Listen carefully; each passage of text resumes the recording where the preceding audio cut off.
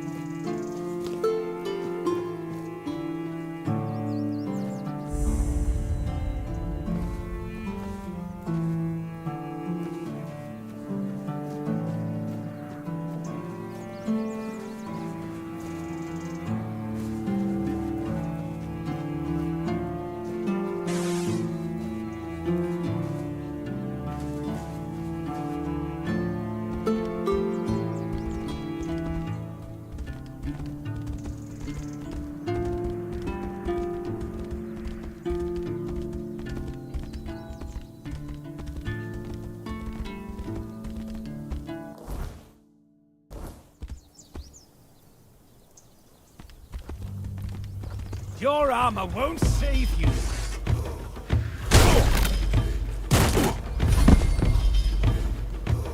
You'll fall to my sword.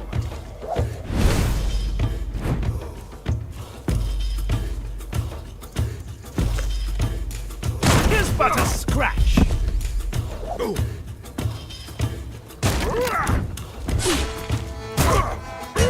Back to your hovel, coward.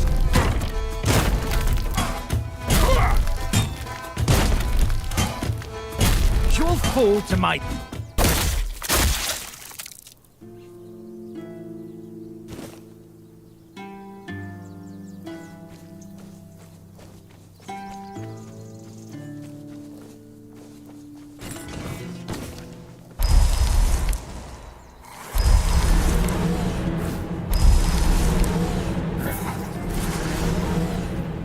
I'll face any threat.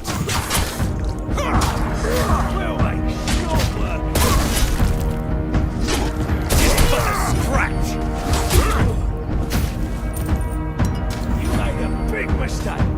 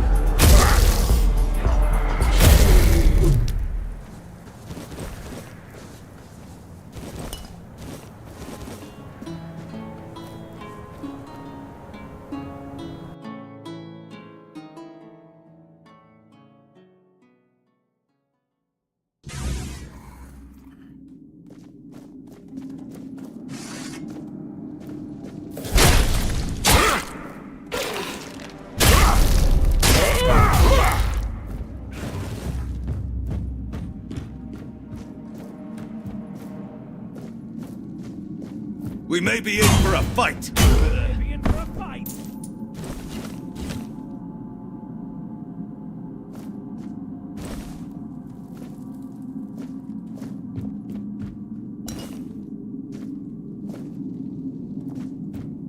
I'll strike you down.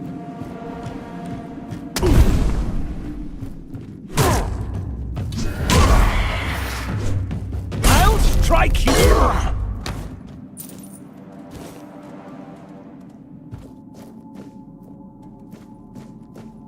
Huh? Did you hear something?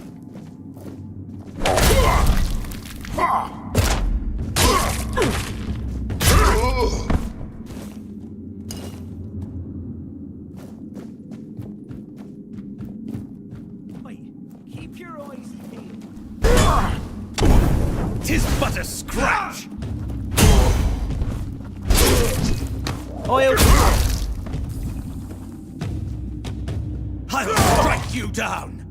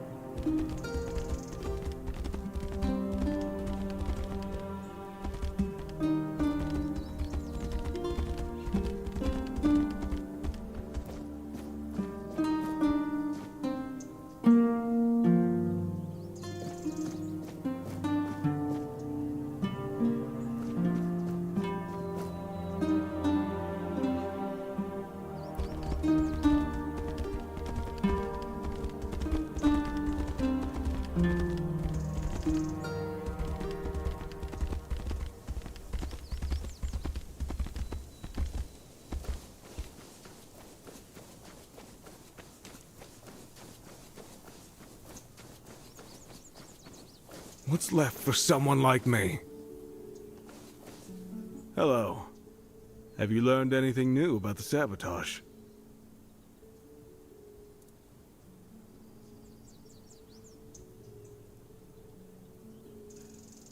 So it turns out that the perpetrators of all this mess were indeed hiding there. Thank you for taking the risk and for your help. I'll send a messenger to Denholm. He's the only one who can give further orders, though I have no doubt that justice will be served. Here's your reward. You deserve it. Someone's bound to start trouble.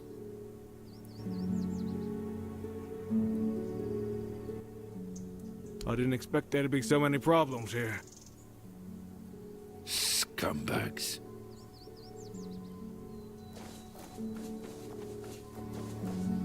Being a Camelot soldier? I mean, what's the point in that?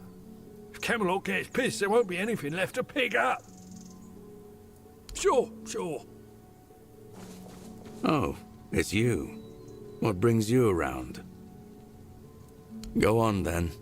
No sense standing around.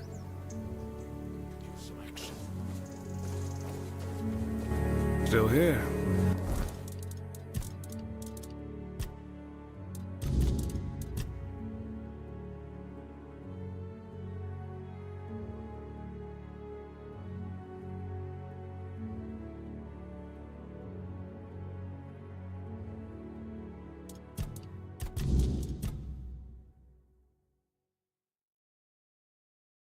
Still breathing.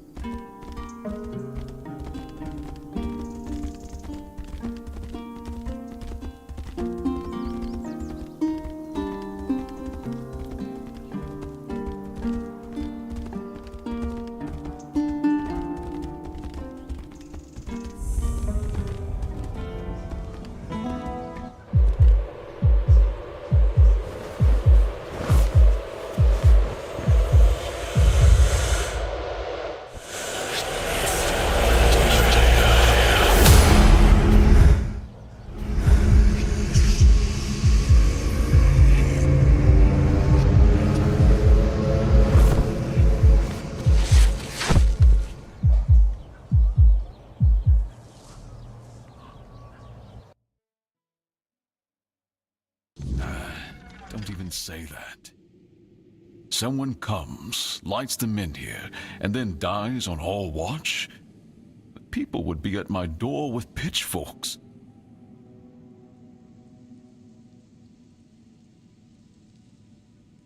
He's waking up. Welcome back to the land of the living, our hero. Help him up, Ansem.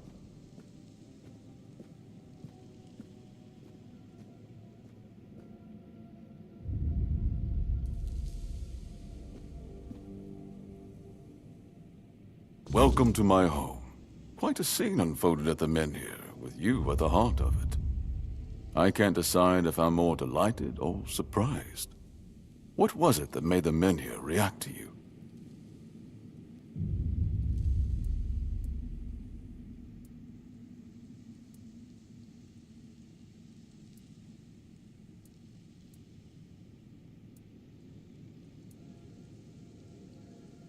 The local Menhir here have been rather lifeless for quite some time. Then you come along, breathe life into what was dead, and, whether you meant to or not, alter the course of our history. That's how I see it anyway. Tell me, do you know what this Menhir represents?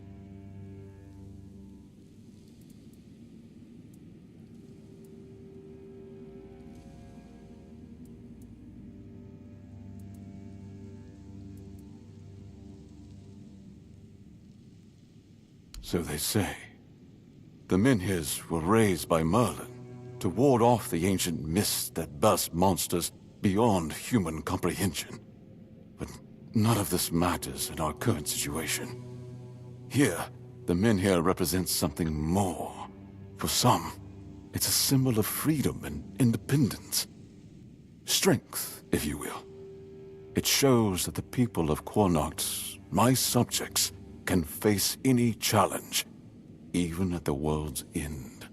And for others, like our guest from Camelot, whom I'm sure you've seen, it's a symbol of power. Power once granted by King Arthur, and therefore by Camelot. And power that has been granted can be taken away.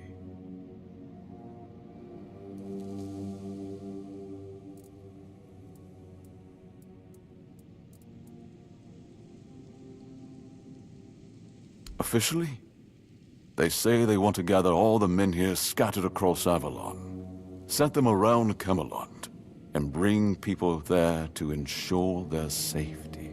That is, if they can figure out how to restore the power of the Menhirs.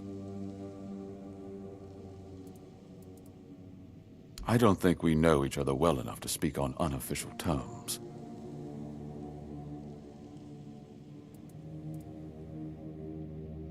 I'm well aware.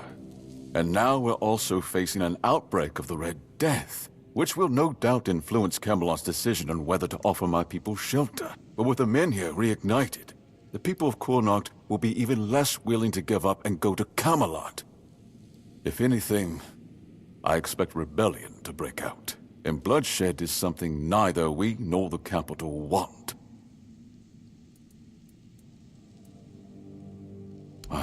I don't know, to be honest. It's not something I could admit publicly, but I feel both sides have a point. I understand the people who don't want to abandon their homeland, and I understand the knights, who must face a long-lost terror and find a solution to an impossible problem. Believe me, being a lord in times like these is a heavy burden.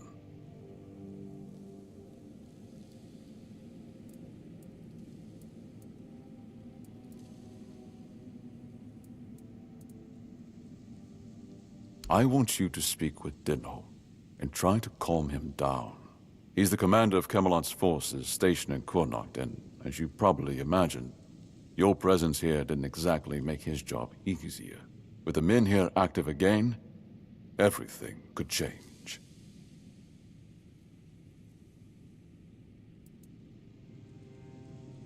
Palamiti's shield, you say? An unusual request. That shield rests beneath the men here. And legend has it that it used to fuel its power for centuries. I don't mind if you look at it, touch it, whatever you need. Just don't take it. It's a treasured relic, and the people of Connacht are quite attached to it. And you're probably just as attached to your head, which you'll lose if we catch you trying to steal the shield.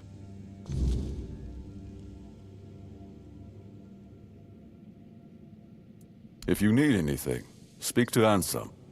He's the one who decides what's worth my time.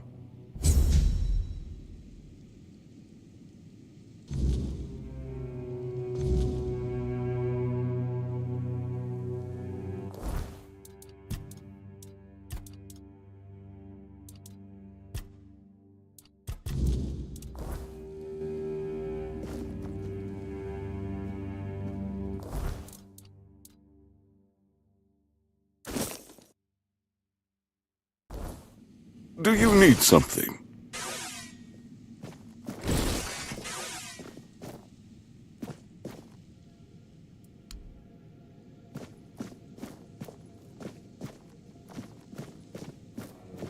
I should stay out of trouble. Ah, you need something? Ah, a new face. I am Anselm, Major Domo to Lord Yvain. Any business to be done in Connacht usually passes through my hands first. From managing the court's affairs to ensuring Connacht doesn't collapse under its own weight, it's my duty to keep things running smoothly. Not an easy task, given the times. And you? What brings you here? Wandering so close to the heart of Connacht's business. You don't strike me as the idle type. Life at court is a delicate dance. It's calm on the surface, but underneath, there's always tension. Managing affairs, settling disputes, keeping the wheels turning. It's not for the faint of heart. Lord Yvain means well, but he makes decisions slowly, too slowly sometimes. Not that I complain. It's a role I've accepted, and one I'll carry out for as long as I'm needed. It's a quiet kind of chaos, but one we must master, for the sake of Connacht and those who call it home.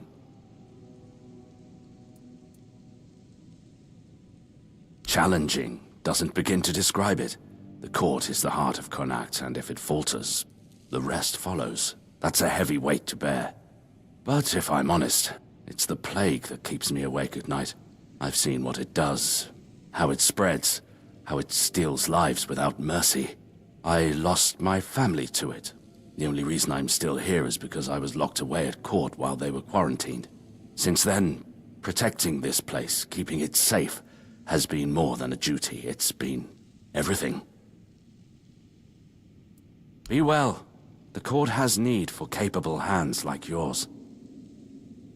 Ah, there you are. Farewell.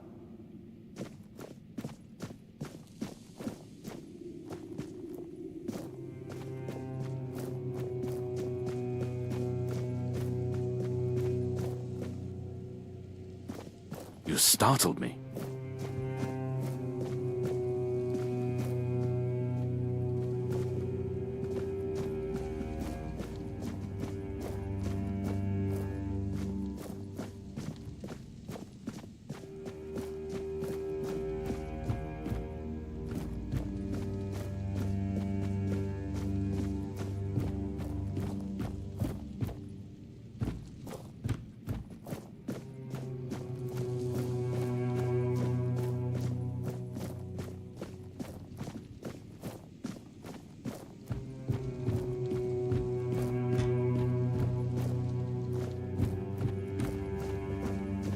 Ah, you need something.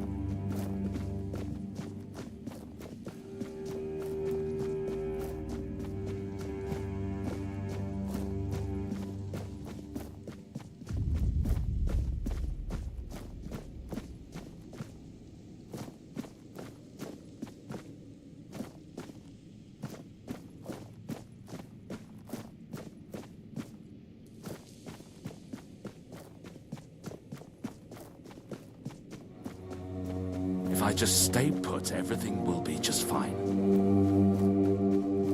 Just passing through? Good.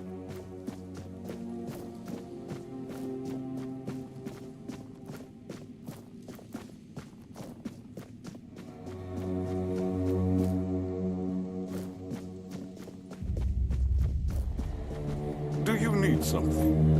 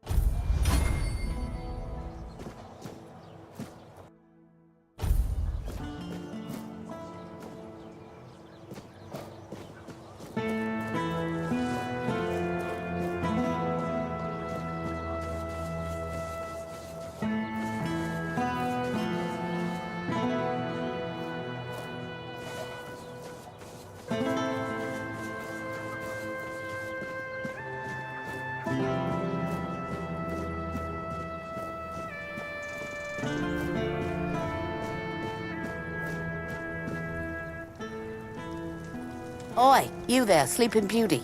I saw them carrying you into Yvain's mansion. You feeling better now? Good. Would have been a shame if something happened to the one who lit up the Menhir. No wonder they brought you straight here.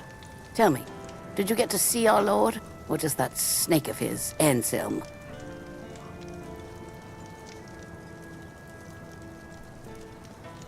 Sorry, stranger. I meant no offense. Name's Morag. I'm the innkeeper around here, though, as you've probably seen, there's not much of an inn left to keep. Truth is, I was hoping that, with what happened at the Menhir and all, you might have Lord Yvain's ear. And maybe you'd be kind enough to whisper a thing or two into it on my behalf.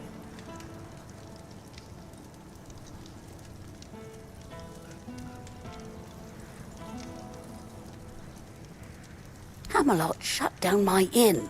Said it was because of the Red Death, but the Red Priests have been here for ages, and they never had a problem with my place.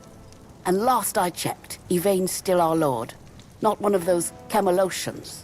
What gives them the right to meddle in our business?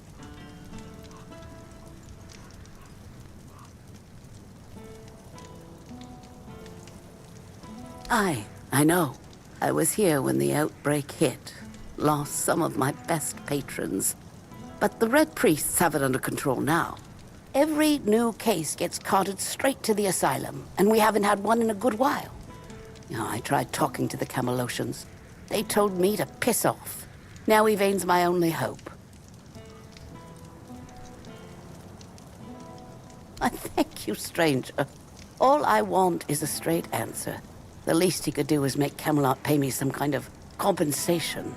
Damn bastards come in here acting like they own all of Connacht. I'll wait here for you.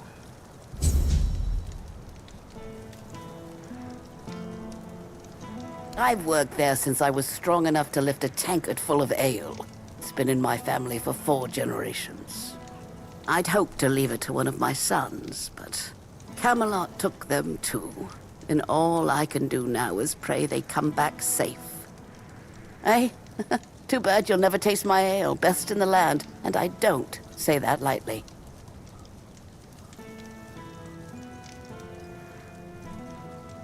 It wouldn't be the same. The secret to good ale isn't just the recipe, it's the ingredients. It needs Connacht water, Connacht soil. Without that, it's just the same slop they sell everywhere else.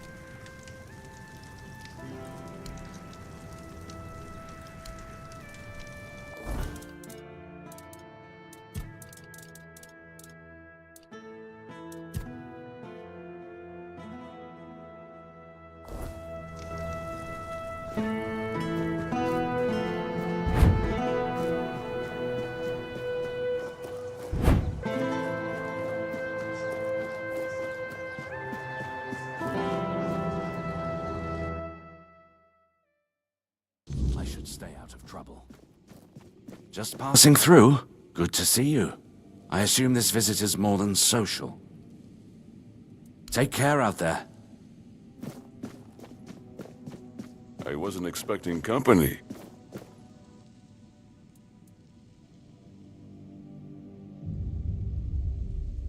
I know. I already asked Anselm to tell her to wait. But Morag's a stubborn one. Honestly, what does she expect me to do? I'm not about to argue the legate over one inn. Not when there are far more pressing matters at hand. I don't doubt that. But Connacht is in a precarious position. I wouldn't be surprised if Denholm shuts the inn down out of fear of rebellion. And I'm hardly in a position to challenge his decision. We all have to endure these inconveniences a little longer.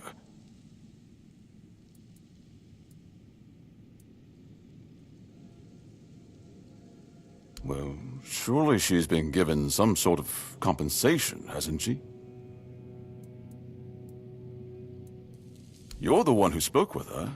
I don't have my records on hand to check. Besides, it was Denholm's call. If anything, it's Camelot that owes her restitution.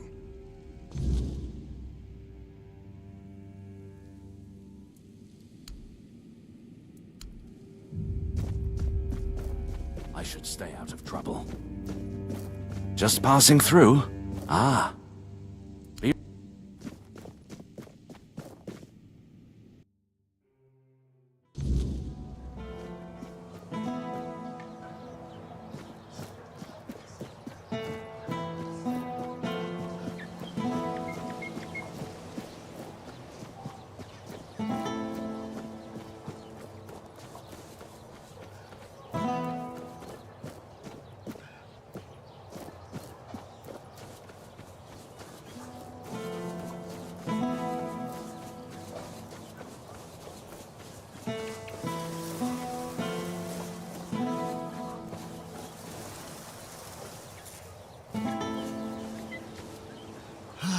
Isn't this a sight?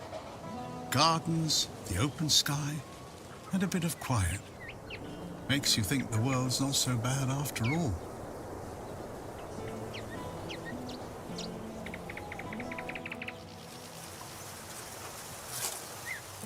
Neither did I, to tell the truth. One moment I'm by the sea listening to the waves. Next, poof, I'm here. Like the wind picked me up and set me down where it pleased.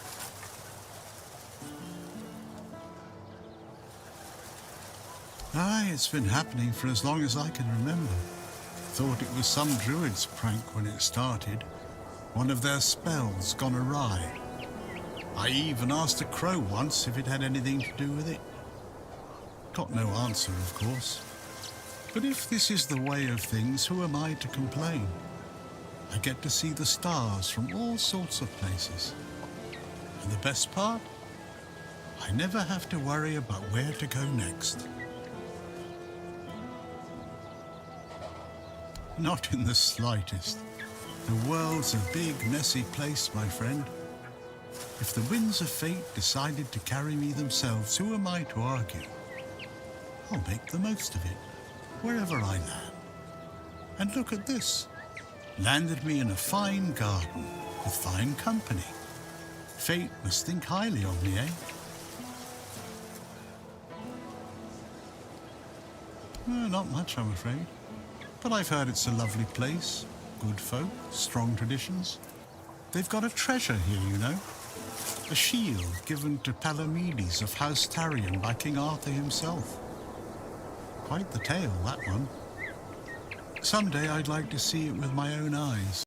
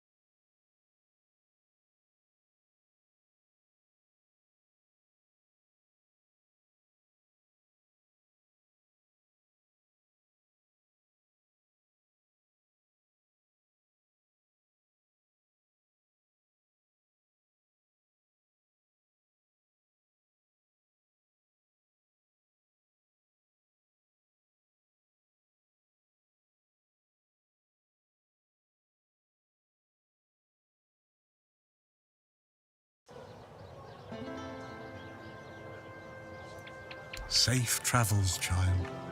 May fate be on your side.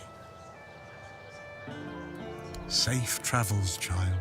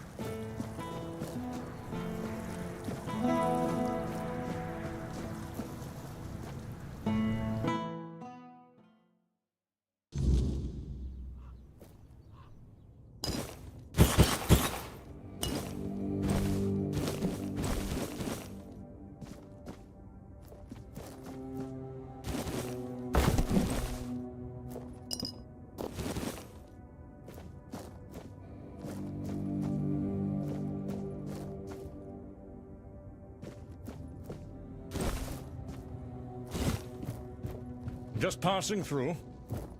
Good.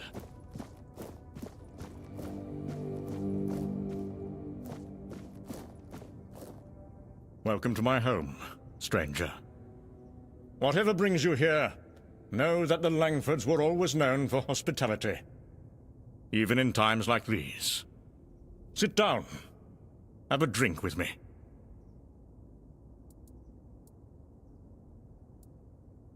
This is precisely what you should expect from the Langfords. This place has seen better days, sure. Used to be full of people. Now no one bothers. Not since things turned sour. But it's still mine. I was born here, and I'll die here. Let those damn Camelosians try and drag me out. That said, do you have anything we could drink?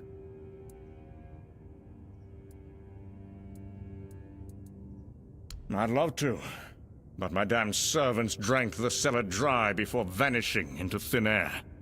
You just can't rely on anyone these days.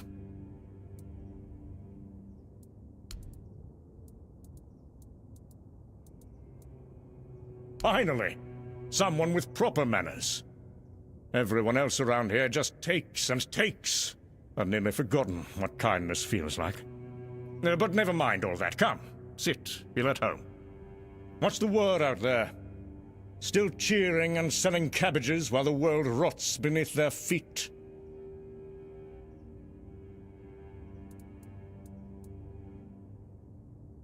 They happened to themselves. Misfortune, betrayal, weakness. By the time it all landed on me, the gold was gone and the doors were already closing. And somehow I'm the one everyone points at. And go where? Wander the roads like some beggar? My family has lived in this town for centuries. I'd rather be crushed beneath the stones my forefathers placed here than abandon them.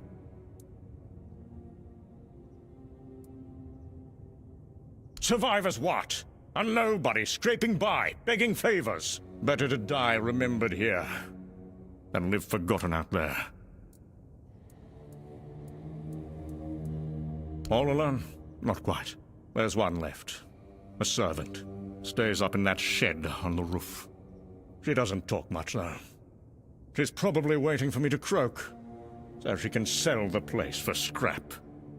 But she'll be waiting a while. I've outlived better people.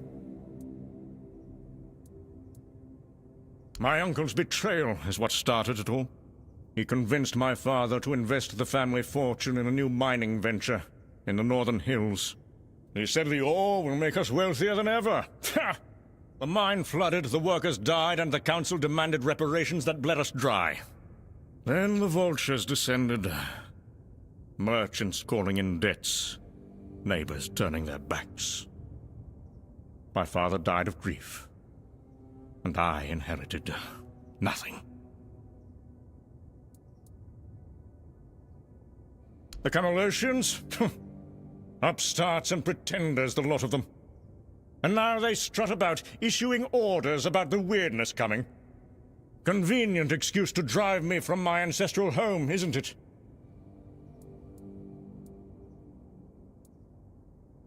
Believe? I've heard tales of the so-called weirdness ever since I was a child. Always coming, never arriving. Just another ghost story they use to control the weak-minded. My grandfather told me how the Camelosians used the same trick 50 years ago, to seize the eastern valleys. Danger coming, we must relocate for safety. And look who owns those fertile lands now. I wasn't born yesterday. This house has stood through worse than some mystical threat they can't even properly describe. Leaving already? Well, I suppose that's to be expected. Everyone leaves in the end. Go on, then. Back to your important business. But tell others what you saw here.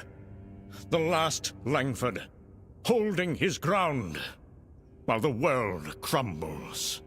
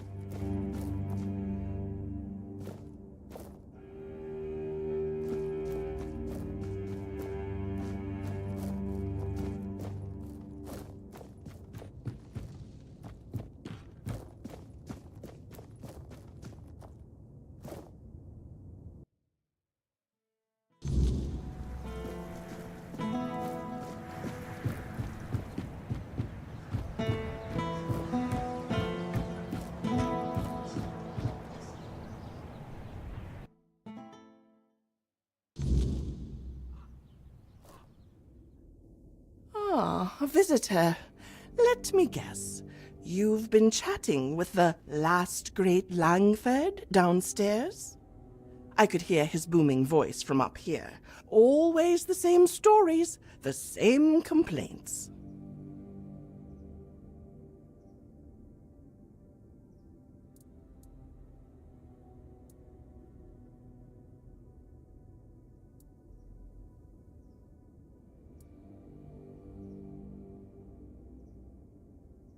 Sell it?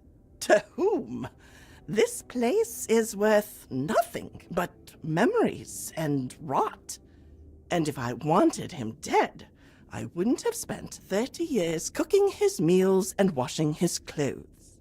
So, I've heard he told you about the betrayal, the mine, his poor father dying of grief. You want to know what really happened?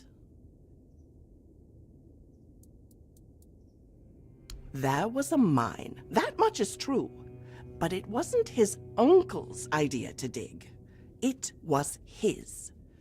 The last great Langford heir, barely 20 and already gambling away the family fortune in Camelot taverns. The mine was his desperate attempt to recover his losses. He ignored all the warnings, water pockets, old miners who refused to work there. He hired desperate folk who didn't know any better.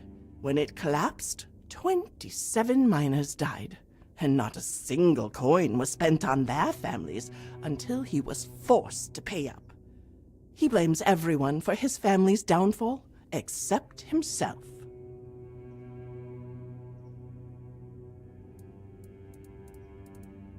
Sir Senric was a good man. He didn't die of grief. He died trying to make things right. Traveled to every family that lost someone, offering what compensation he could. Worked himself to exhaustion trying to salvage the family name. The night he died, our noble heir downstairs was passed out drunk in the gambling halls of Camelot. Didn't even attend his father's funeral. The Camelotians offered to help. Some lady wanted to pay half of his debts out of respect for his father. The young drunk threw a wine bottle at her and called her a vulture. There were 12 of us left when things got bad. Loyal folk who stayed even when the pay stopped. For months, we used our own savings to keep food on the table. His table, mind you. Then winter came, and the food stores were empty. The old groundskeeper froze to death in his cottage because the Lord needed the firewood for himself. The others left one by one. Only I remained, foolish old woman that I am.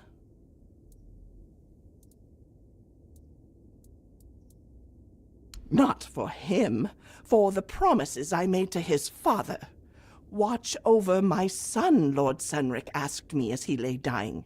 He is lost, but perhaps one day he'll find his way. 30 years I've waited for that day. But now, with the weirdness coming, even promises must sometimes be broken.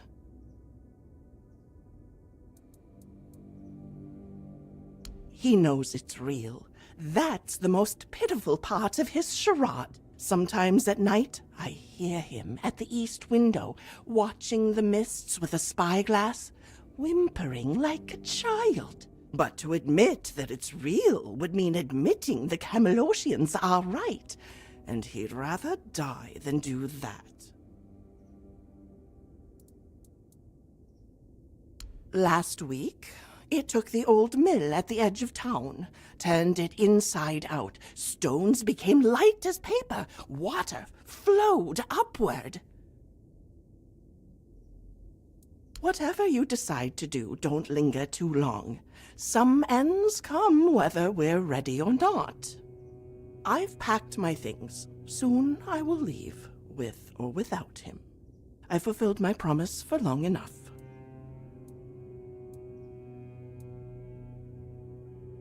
And why would I want to leave with him? I think I've carried this burden for long enough.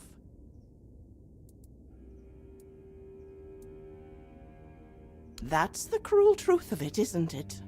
30 years I've kept him alive. And what thanks have I gotten? None.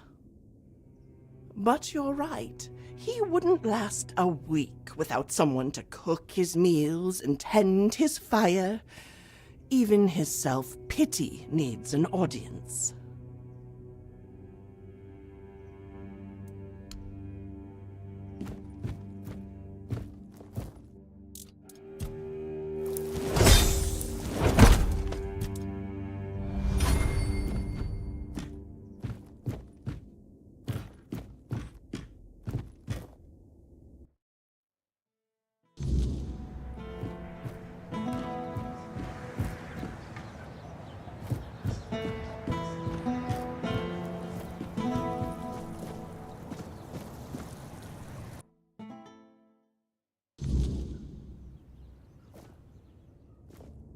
Back so soon?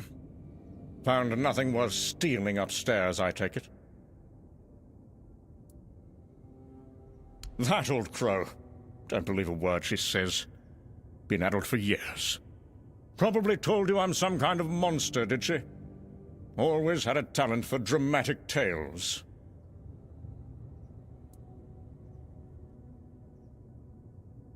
Not this nonsense again. The Langfords have weathered worse than some mysterious fog. This house has stood for generations, and it will stand for generations more.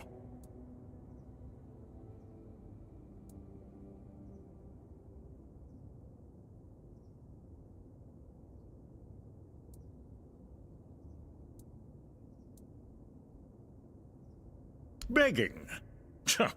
How undignified.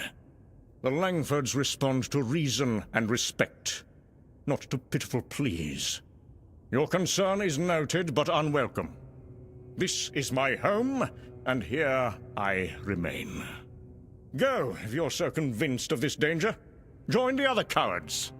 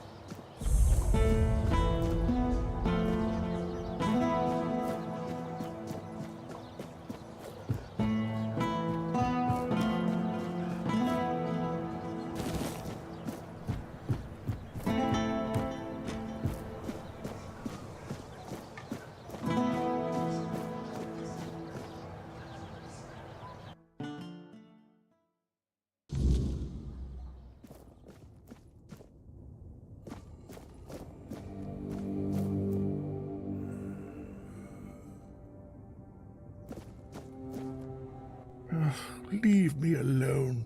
Just leave me alone. Leave me alone. Show the horse! Clink, clink, clink! Move out! 1 foot in front of the other!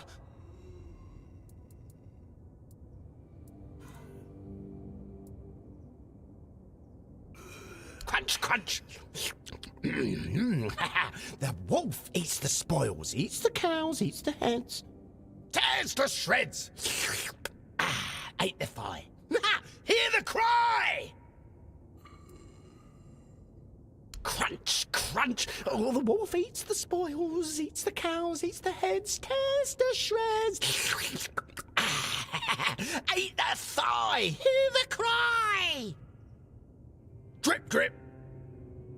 Creak, creak! Drip, drip!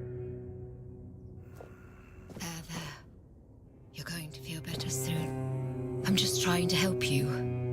You'll get better soon, you'll see. Just try to calm down. Calm down. Don't be scared. It's just medicine. It'll help ease your pain before long. My skin! It's burning! It hurts! It hurts so much! Leave me! Those cursed scales! Don't touch me! Please don't touch me! No! I'm so scared!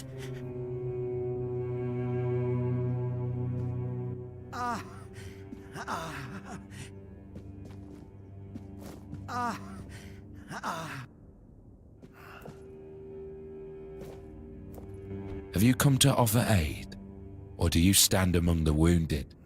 If so, do not let fear grip your heart. Your time will come. Trust the will of the word, and you shall shine.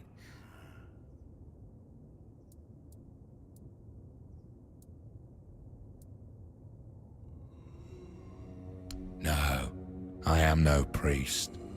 Merely a corpse through which the word is fulfilled. My path is clear now. When I am strong enough, I shall speak of the miracle I have lived through. In the shadow of the plague I stood, and yet I survived, shielded by the divine protection of the word. I am but an empty vessel, yearning to be filled with the sacred joy of the word.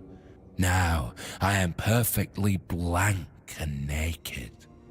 Alone I lie in this cold place, silently watching, patiently waiting. But soon, all shall be perfectly splendid.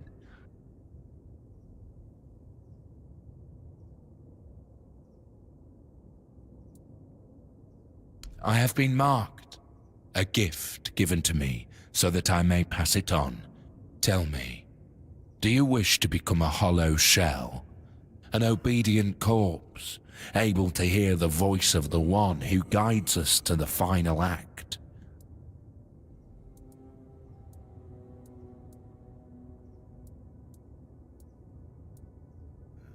It is your intimate moment beside the prophet. You will hear the beating of her heart, feel her healing grace, and then you will find peace in the word. At last we shall rest, sister. We will finally rejoice.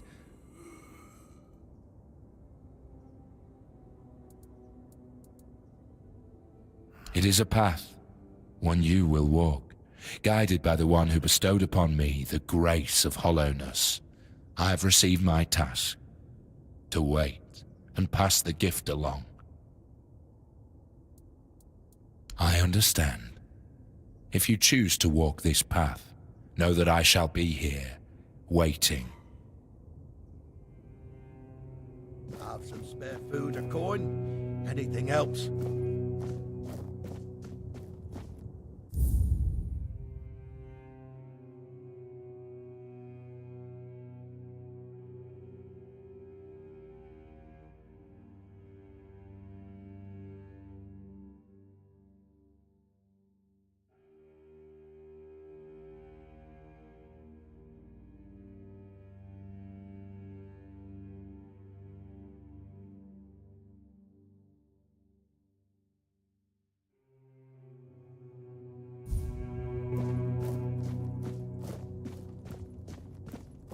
Do you need something? Are you in pain? I'll do all I can to help, but I need to warn you that our supplies are quite limited.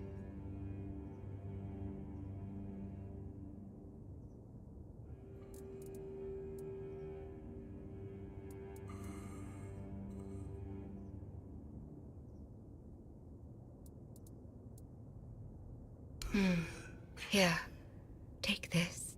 I hope it helps. Unfortunately, that's all I can give you. We have to make sure there's enough for everyone in need.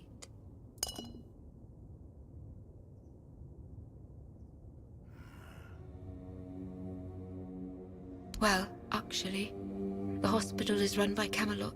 I'm just an apprentice to Neonte, the priestess of the All-Mother here in Connaught. But the healer from Camelot is dead, and Neonte spends most of her time at Lord Yvain's manor. So, it seems I'm on my own.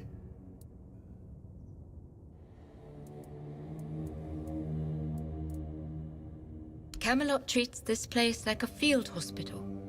To them, it's temporary, though I suppose that's their outlook on all of Connaught right now. The legate says Camelot simply can't spare anyone else. According to him, one priestess and her apprentice should suffice.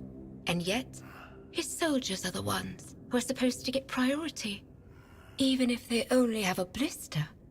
I'm required to treat them before a local with a broken leg.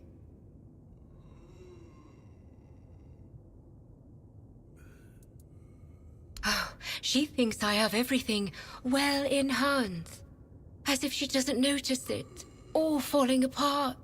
I know I should feel flattered by her trust. But honestly, I'm just exhausted. I'm not even a priestess. The only training I've had is what she's given me. Ever since Lady May fell ill and died, Neonte's barely beaten here. She just sits by her grave. Truth be told, I'm a bit worried about her. Even when she does come by, she seems absent, and I don't even have the time to go check on her.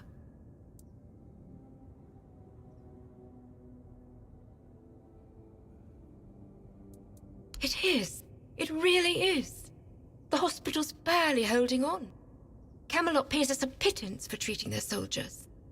And the villagers just pay with what they can. But I can't make medicine with eggs and chickens.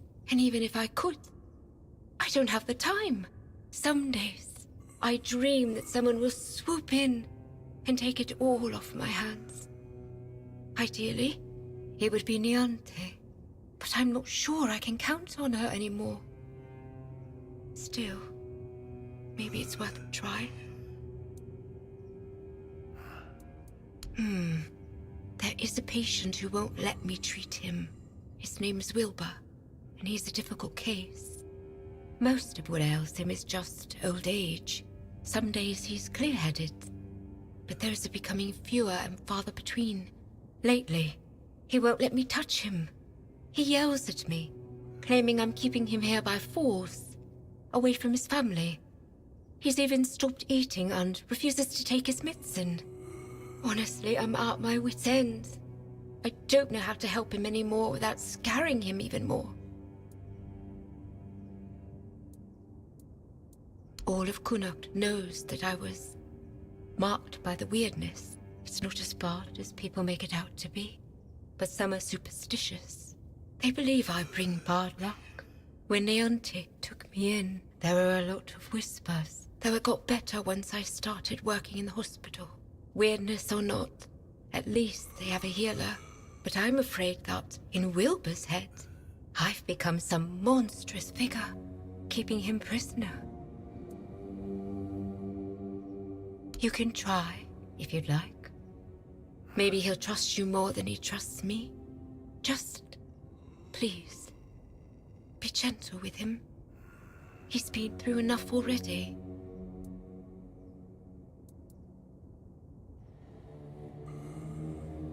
No one knows. He barely speaks. And when he does, it's all nonsense. The poor man's lost his mind. I'm afraid there's no point in talking to him right now. Besides, he needs rest. You should speak to Legate Denham. All I know is they sent him somewhere. And when he came back, he was like this. If I had to guess, I'd say it's the effects of the weirdness. He's a seasoned soldier. I'm sure he's seen plenty in his life. I doubt anything could scare him enough to drive him mad. The other soldiers said he was acting completely normal before. So it's not some long-standing illness of the mind, unless he hid it very well. But I've seen similar cases in people who spend a few nights, or even one, beyond the Menea's reach.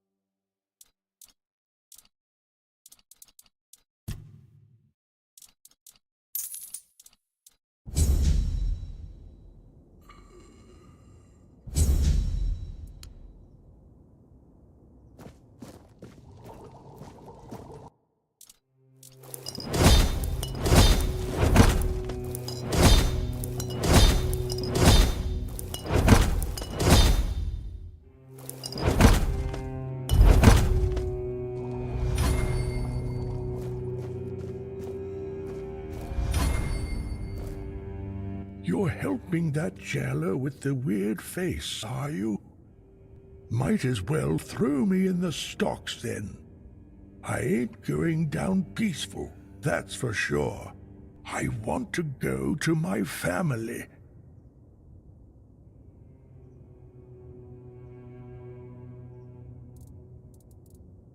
What am I talking about?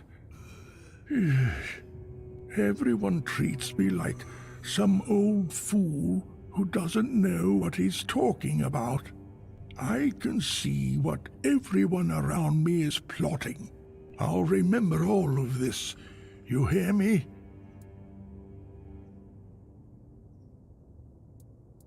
To me, this is a prison.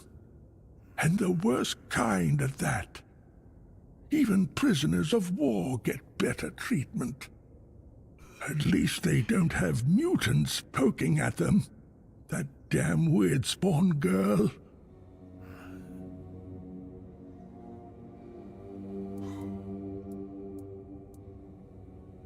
I'll only speak to my family.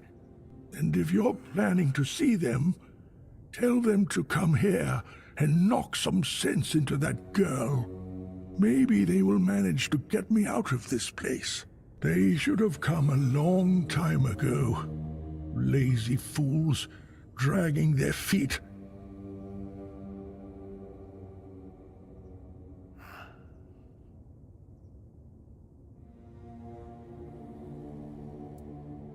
They live in the lower district. I'll go to them, but that cursed wench won't let me leave.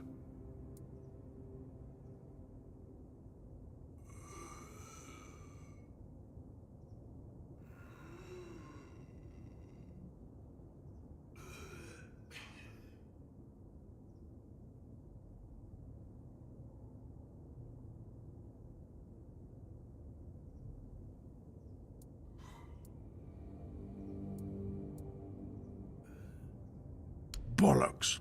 There's been no Red Death since King Arthur's times. I bet she's the one who filled your head with all that nonsense, eh? Don't listen to her. You can tell right away that nothing good comes from her. Good folk don't end up twisted like she is.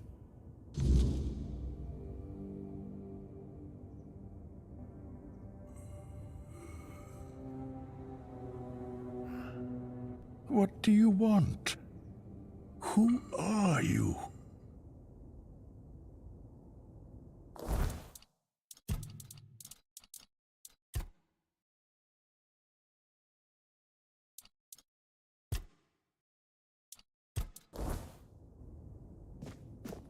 Crunch, crunch! Yes? Have you come to receive the gift?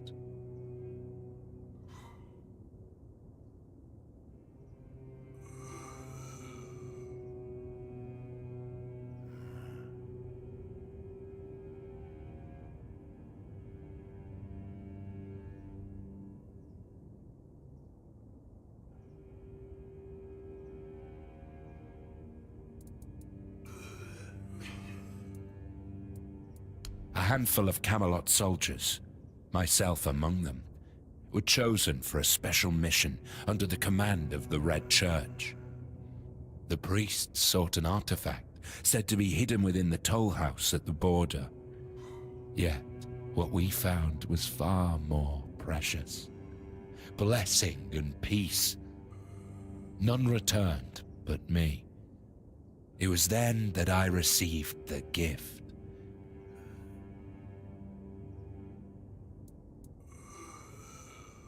I have heard the tales of the Red Priest's brutality, and I have witnessed it myself. Their methods are harsh, yes, but tell me, what better way is there to cleanse the flesh, to hollow the body, and make room for the word's glory? We are not perfect as we are. We must be bent into the proper shape. So it is decided. This brings me great joy, sister. It will take but a moment. You will feel no pain. Now, go to the place where I first set foot on this path. There, you will find the one who shall become your shepherd. Soon, you will be reborn.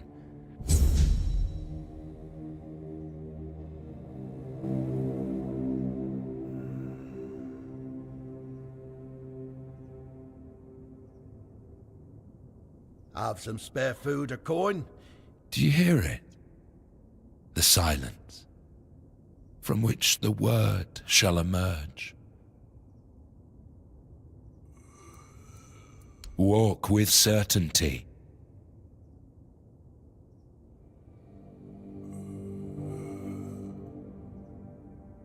Help a soul out on your journey, will you?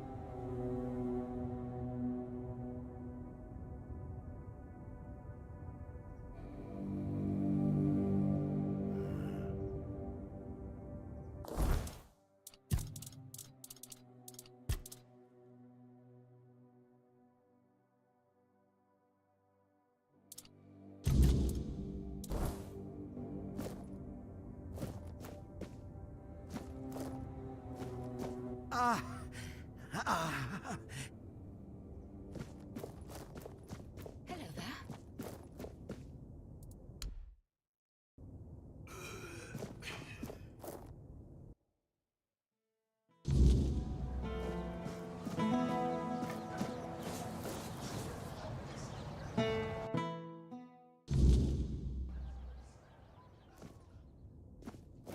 there. You need something.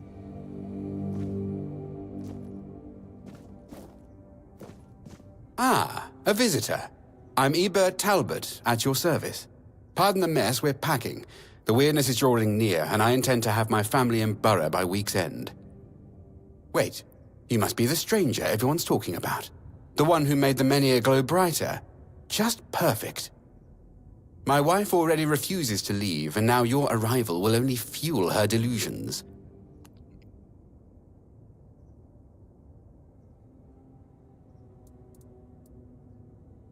Family legacy, ancestral home, take your pick.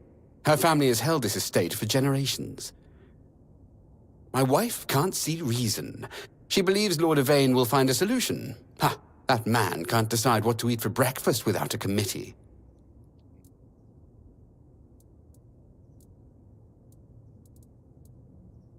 They're our best hope. And if they take the Menhirs from all across the land and dump them all in Camelot, well, one final sanctuary is better than scattered outposts falling one by one. Will it be crowded? Yes. But I'd rather my family live in discomfort than die in luxury. They know what they're doing. I trust them more than this dying town, and definitely more than our Yvain.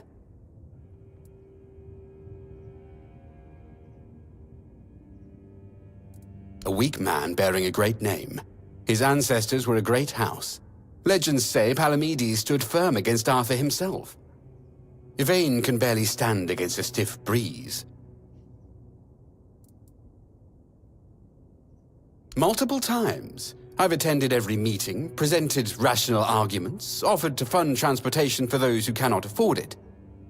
Yvain listens politely, then does absolutely nothing.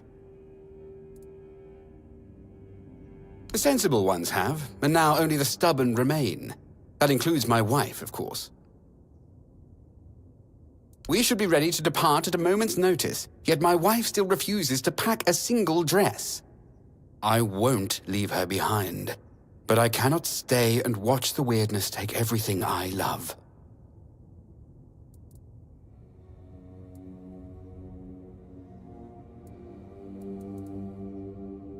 You would do that? I'd be most grateful.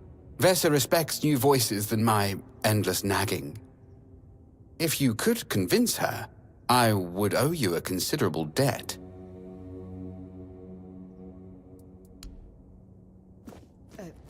You need something.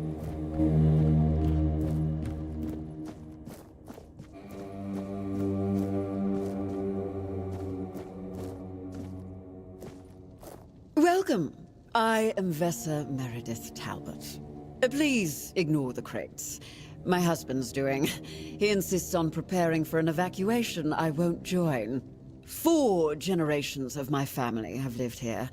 The wordness may take it from me, but I will not abandon it willingly.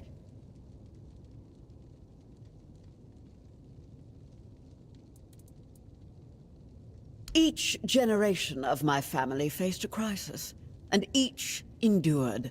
What message does it send if I'm the first to abandon our legacy?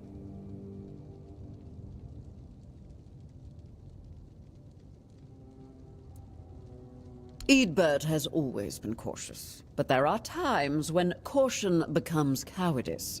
The Menhir still stands. Lord Yvain still searches for solutions. And I've heard that the Menhir responded to you. If such miracles are possible, why surrender before the battle is truly lost?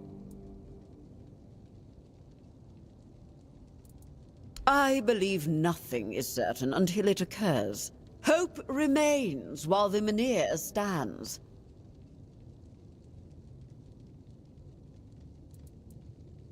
Lord Yvain carries a heavy burden, and he's looking for balance.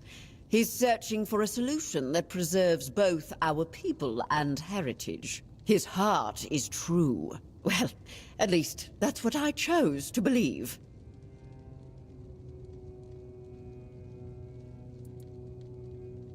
Action without wisdom is merely motion, and what's the point in that?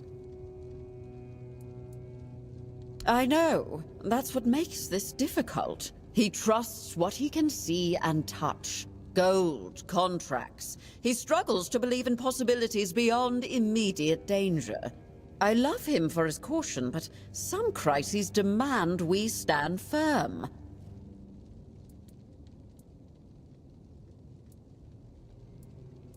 Compromise how? Leave my ancestral home to be consumed?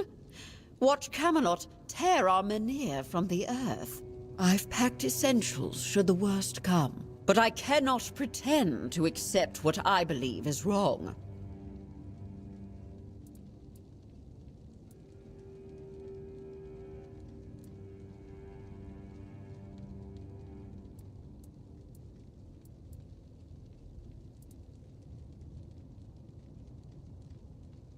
Well, my grandmother once told me that legacy lives in bloodlines, not stones. Perhaps I dishonor their memory by clinging so rigidly to walls and earth. But the Menhir reacted to you. And you're an outsider. You must have seen the wordness yourself. Tell me, truly, what would you recommend? Should we stay and fight for our heritage, or flee like Eadbert wants to?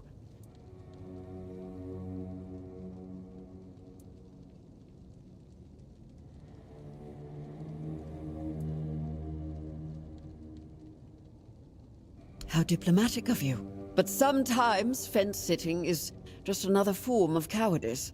I asked for your counsel because you have a connection to the Menhir.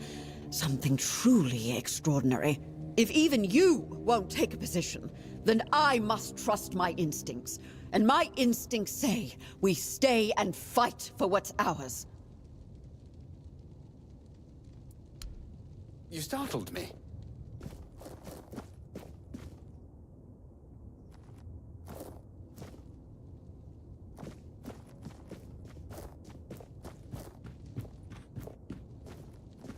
Oh. Did you speak with Vessa? Has she finally seen reason?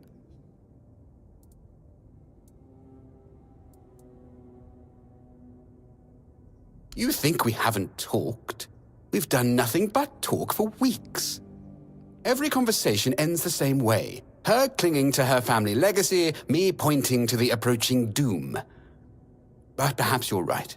One final conversation. Heart to heart. No raised voices, no accusations.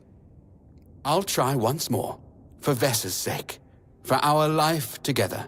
Thank you for the reminder that some things are too important to delegate.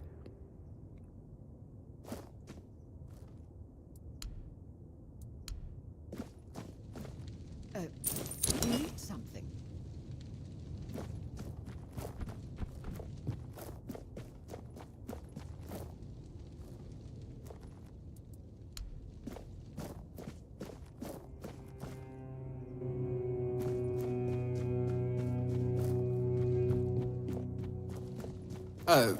You need something?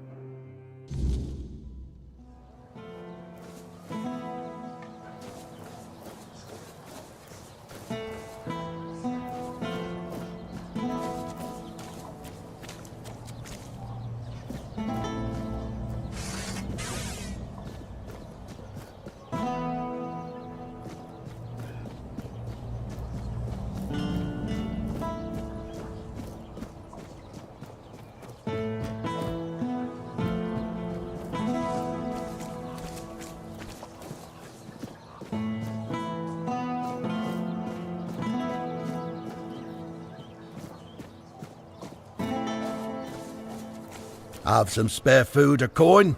Anything helps. There's nothing. Absolutely nothing. Nothing at all. And there will never be anything. Look around you. Everything you see doesn't exist. We're not here. And the real Lord, the four-armed king, is lost forever. It's just greedy, deceitful lords everywhere. False kings. There is no king. Sagramor wanted too much. And vain. He doesn't even know what he wants. Nothing. There's just nothing.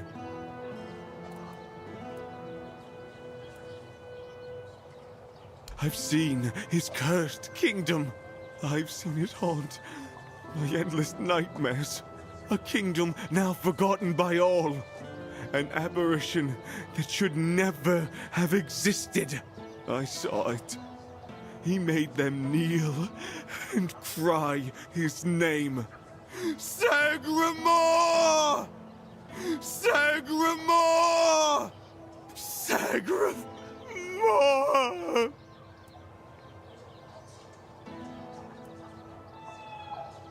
Present, but absent. Always absent. Always uncertain. Kunark is doomed, as is Yvain's entire bloodline. Gold. Ah, yes. Gold. The true nothingness.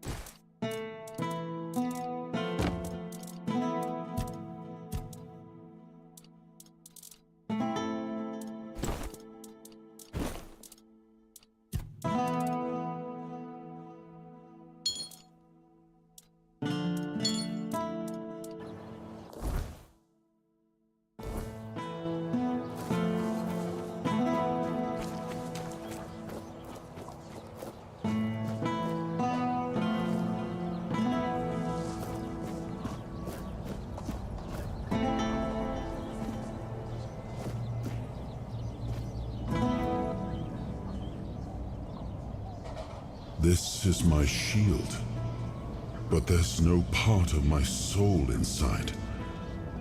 We need to look somewhere else. But I can feel the missing part. Close. Maybe it's the men here. Maybe it needs something from us.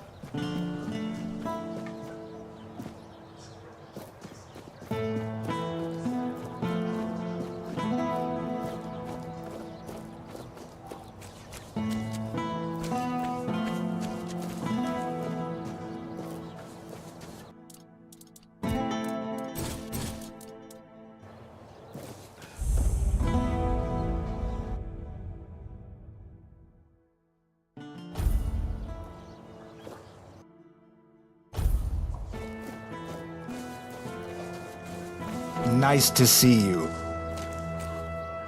Hello there. Looking for solid, affordable gear? You've come to the right place. Ah, but where are my manners?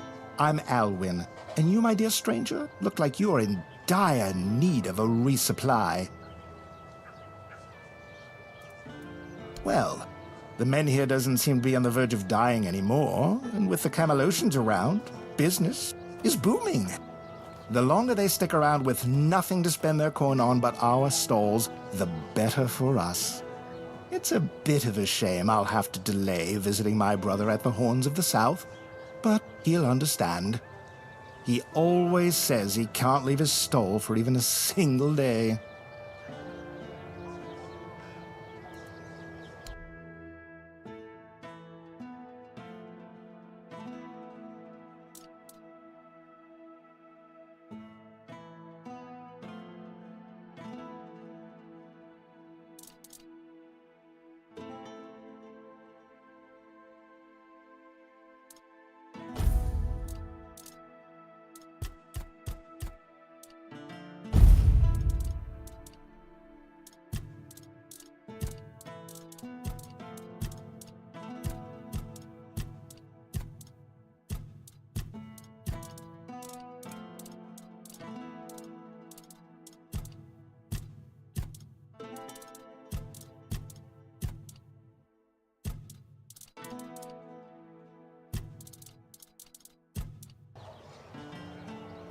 If it's quality you seek, you've come to the right place. It's been a pleasure. Until next time. Oh, hello there. Elixirs, powders, ointments. Got something for wounds, poisons, something to keep you on your feet through the night and help you survive the cold. And all of it made by my own hands, with science. No tricks, no vile spells. Yes, all magic is a scam, an illusion that pretends to give you something but always takes more in return. My elixirs work because they're based on knowledge and experience, not some fickle power from another world. Anyway, go ahead and read my anti-magic manifesto. I've laid it all out, why the magical plague must be wiped from Avalon.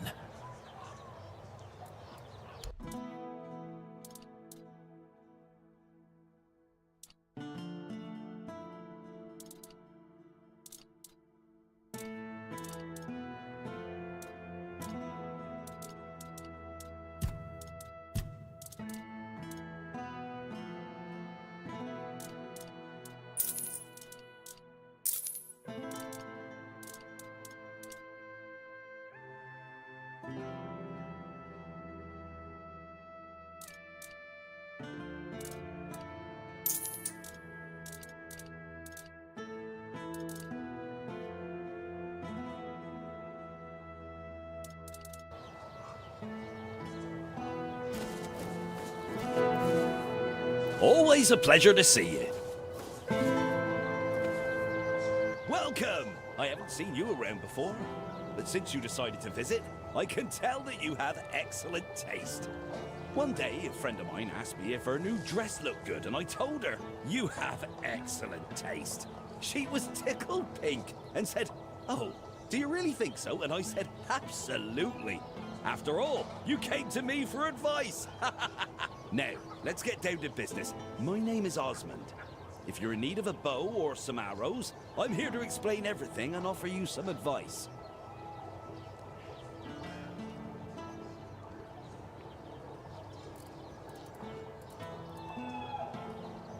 No. Good advice is always handy, especially when it comes from someone experienced. And believe me, when it comes to archery, I'm not just an expert. I'm beyond that. In fact, I'd be surprised if you found anyone on Avalon who knows more about it than I do.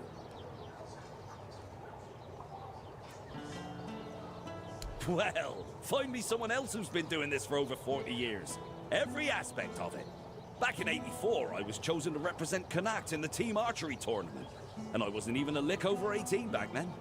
During one round, we were shooting at targets 100 meters away. The target was the size of a small apple, and the wind was blowing from the left. So, I took aim, and wham! Right in the middle. Even the captain of the Camelot team jumped up and asked, "Have you got any more like this one? Maybe the boy would rather shoot for us." If you were older, you surely would have heard of me. I could have been the first of Avalon's archers. They almost knighted me. But as it happened, I joined the Watch, got married, and... well, that was that. Hey, if only I'd had the common sense back then that I have now. About Connacht, what do you want to know?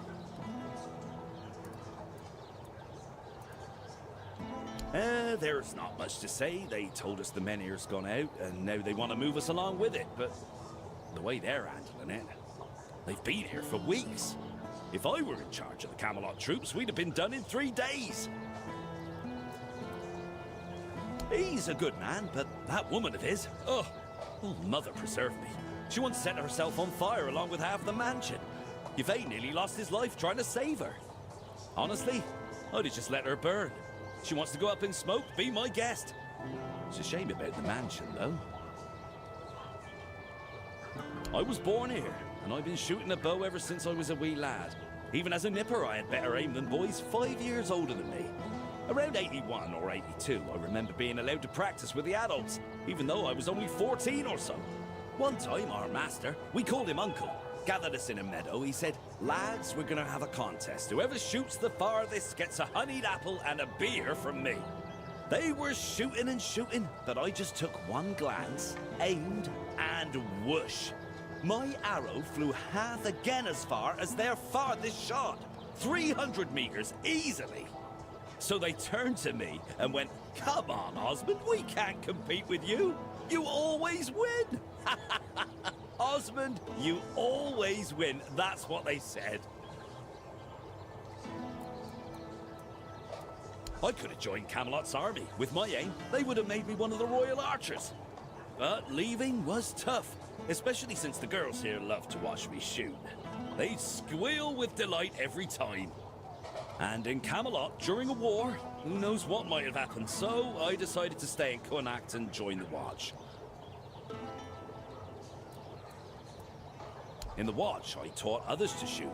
Some of them loved those lessons so much they kept practicing even after sunset. So I'd ask them, "What are you doing here? You can't even see the target." And they'd reply, "Oh, but the lessons with you are just too short, and we're really excited about archery." I kept participating in tournaments. People often bet against me, claiming I couldn't hit a bird in flight or a birch as thin as 2 fingers. I usually came out on top, earning a decent amount of money. But somehow it all just vanished over time. Then I quit the Watch and began trading in top-quality bows and arrows. That's all there is to know about me. Oh, and I have an adult daughter, but I'm not sure if she's still around.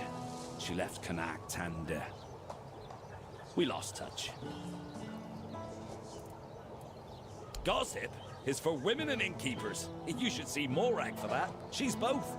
She's a good one. About 3 years ago, I helped her fix her roof because her husband had died, and there was no one else to do it. She still mentions it. "Osmond, you fixed that roof better than any roofer could." She tells me that every time she sees me. As it happens, there's something you can do for me. I've written a letter to Lord Yvain, a few suggestions on how, in my view, he ought to handle this whole business with Camelot. Figured he could use a bit of advice from someone with strategic sense, a head for negotiation, and a touch of military experience. Would you take it to him? You've got younger legs, and I'd rather not leave my stall unattended. I'll give you a few coins for your trouble. Brilliant! Here you go. Just don't lose it. I've only got the one copy, and I've no mind to write it all out again.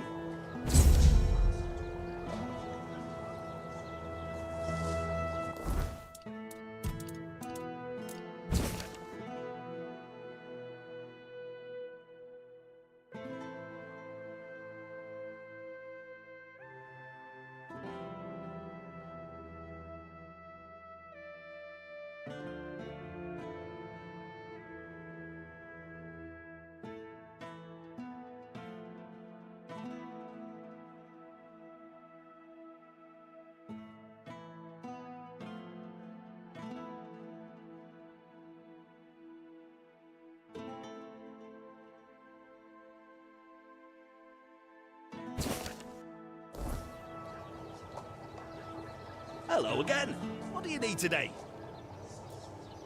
Oh, how did it go? Did he read it? What did he say? So what, you're keeping it tucked away somewhere, waiting for the perfect moment. Just remember, the longer you put it off, the less that letter's worth. After the fact, even the best advice means nothing. Hello again.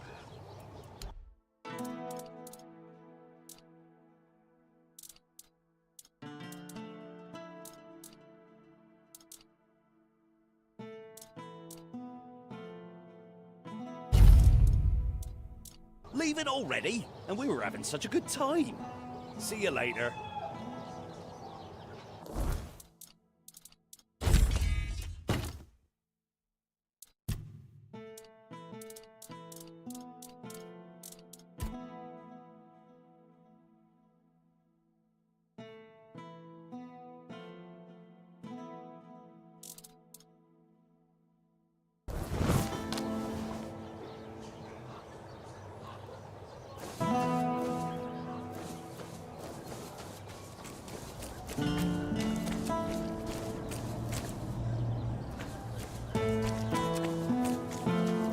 Oh, hello there. You're not here to talk about the men here, are you? Oh, please say no. I've had my fill of that topic for a lifetime. Oh, there are far more exciting things to chat about. Like treasure hunting, for instance. You got a look about you. I bet you've been to some dangerous places, haven't you? I'm Bonksy, by the way. I'm an adventurer myself. I have a few trinkets to sell from my last expedition. Want to take a look?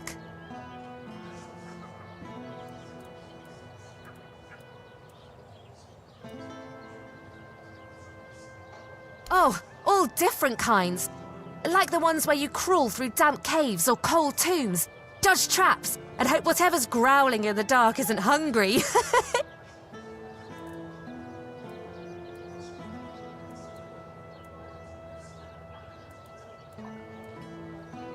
Really? Oh, then you know exactly what I'm talking about. Oh, maybe I am, but I manage just fine. And I wouldn't trade this life for anything else. If I had to stay in one place, I'd die of boredom.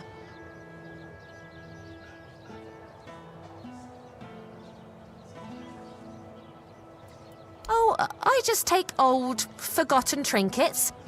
They're no use for the dead anyway. It's not robbery if nobody's around to miss them. Think of it as giving treasures a second chance to shine.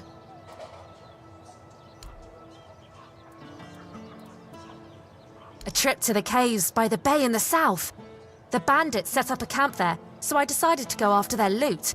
After all, stealing from a thief isn't a crime, right? They were drunk, so I thought I could sneak in and grab the treasure without any trouble. But I guess I underestimated them. They caught on and started chasing me. 4 or 5 of them, I think. I made it to the exit, and then there was a giant ogre on the beach. I barely managed to slip past it, and the bandits backed off. You bet. Well, crazy stories like that keep happening to me all the time. I usually barely manage to escape with my life. And I owe all my luck to my magical hairpin. I picked it up from a delightful wandering merchant who goes by the name Malachi. He said the hairpin was blessed by the Lady of the Lake herself.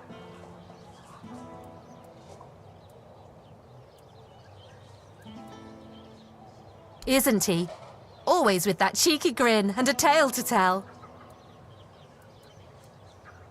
Oh, I'm not entirely sure. I'm just passing through. From what I understand, Camelot wants to move it to their place along with the inhabitants, but they prefer to stay. They want to live in one place their whole lives. Can you imagine that? Slowly but surely. In Connacht, fewer people than I expected are looking for artifacts, potion ingredients, or adventuring gear, so I'm counting on travelers. Like you. You must be interested in unique enchanted items, right? Oh, of course you are. I've got something, well, peculiar, but it comes with a fascinating story. It's a piece of armor I found on one of my expeditions. A beautiful, knightly breastplate with just one tiny flaw. It screams in pain when it's struck.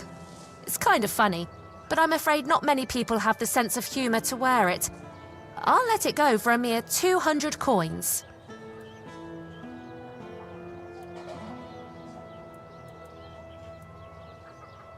All right, deal. I just want to get rid of this gear and hit the road. Oh, one more thing. This armor came with a letter. I found both in the ancestral tomb of the Gévaudan family. Oh, I'm a little jealous, to be honest. This sounds like the beginning of an exciting adventure. I chased the trail myself, but first, I need to sell off my find so I can travel light. With a full coin purse, of course. Good to see you.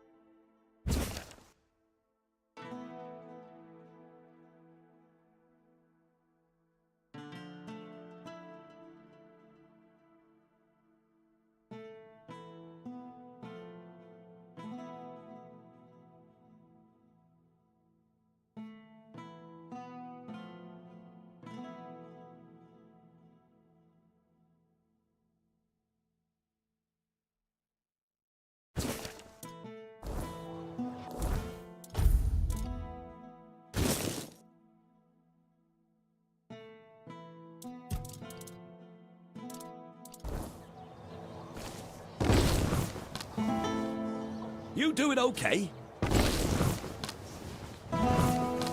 Good to see you.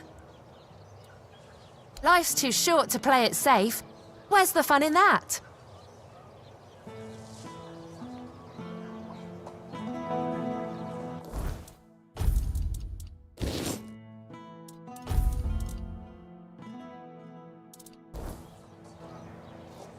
Always a pleasure to see you. Take care now.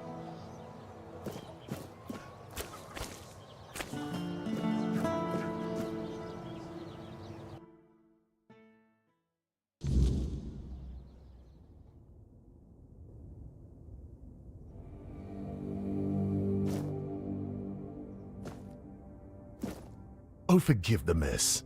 I didn't really have much choice about where to set up my things. Normally I'd be in a tavern, but, well, it looks like the tavern is closed until further notice. That means Varel's bookshop is the only place where I can read and work in peace. Oh, of course, my apologies. I'm Imran. My thoughts tend to drift far from the present. I'm a scholar of sorts, though not the kind that hides behind walls of parchment. My calling is to seek out traces of what was lost. Ruins, relics, anything older than old. And yes, I'm a Pict. Not many of us wander these lands, I know. Staying in one place isn't exactly in my nature. So I travel, I learn, I dig through the bones of the world hoping to find something more ancient than mankind. If you're asking out of politeness, let's just leave it at this. I thank you for your interest, but I won't give an answer. Trust me. I could talk the hind leg off a donkey. No need to waste time on such things. Wow! That's really kind of you. So, thanks to Varel's generosity, I managed to get my hands on a certain book. Well, once a book. Now it's just a pile of loose pages. However, these are some truly fascinating loose pages. They're the writings of a Dalariata scribe from nearly 6 centuries ago. Incredible, right? But what's even more astonishing is the content. This man describes encounters with people who knew nothing of King Arthur or the homelands. Nothing at all. Do you understand what that suggests?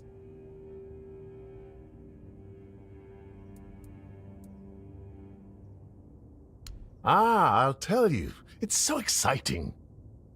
I suspect Avalon may have already been inhabited by a race similar to us, long before our arrival. I've traveled across much of the island, and I've come across some mentions of the people of Farpoint, a place far in the northernmost reaches of Avalon. Few have ever ventured there.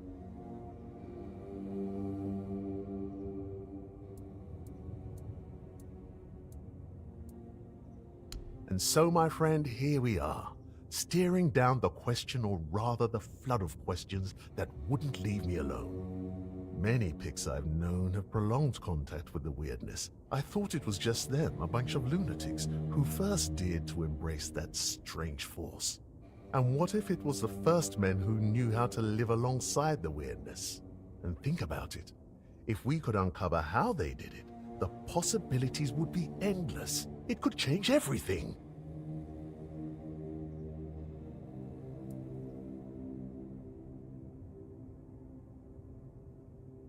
Perhaps the weirdness started to gather and ruin their crops, or made hunting more dangerous. Or maybe it was some sort of conflict that forced them to seek a new place on the island. Or perhaps they simply had a nomadic spirit. It's hard to say with the scraps of information I've managed to gather so far. For now, I'm trying to pull together more valuable information from these writings. But honestly, I feel like I'm hitting a wall. I won't uncover anything new just sitting here, and unfortunately, I'm stuck here for the time being. I got injured on my way to Connacht, and I'm not quite back to my full strength yet. The Grotto of First Men, that tribal scribe detailed where it should be located. And I'm assuming you're asking for a reason, aren't you? I'd love to go there myself, but this is a matter of some importance to me. I don't want to wait for this one. So, if you're one of those bold souls who take such ventures, I'd be more than willing to entrust this task to you. Truly excellent. I'm deeply obliged, my friend. Here are the notes. They should guide you to the location. Return swiftly, and more importantly, safely. I'll eagerly be awaiting your return. The place seems to attract trouble. Not a good place, then. I'd run out of breath listing all the things that plague this place. And I haven't even been here that long. Of all the misfortunes these poor people are facing, I'd wager the men here is the gravest of them. The Red Death, troubling as it is, seems manageable, at least with the intervention of the priests. But the weirdness, shoot. If the men here goes out, these people will face a far greater peril than any sickness or human form of conflict. I heard she was a Dalariata who runs a bookshop in Connacht. I was a bit apprehensive about meeting her. I thought I'd find someone overly rattled and stripped of her own cultural heritage. But Varel, she's different. And I admire her work that she even bothers to do it. Sometimes, it feels like people have lost all interest in discovery, whether it's the kind found in verses or the kind waiting out there in the wide world.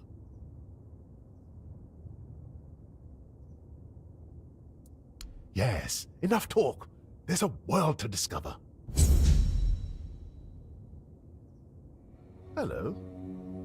Safe travels, kind fellow.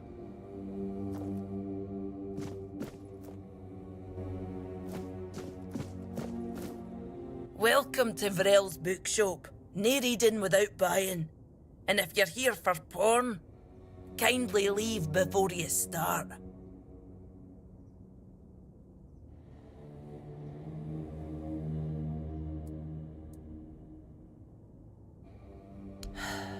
Aye. Look, I don't begrudge anybody their reading habits. Each to their own. But some things should be kept private. Aye.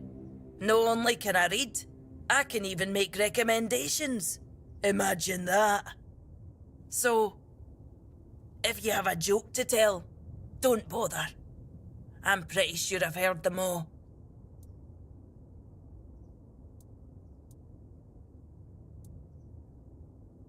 Perhaps it is. But you'd think that so-called civilized people would accept it with more grace. Hearing the same crude comments over and over again makes me feel like I've never left the training grounds. Then there are the braver ones who tell me I'm not welcome here. Hell, it's just like talking to my sister.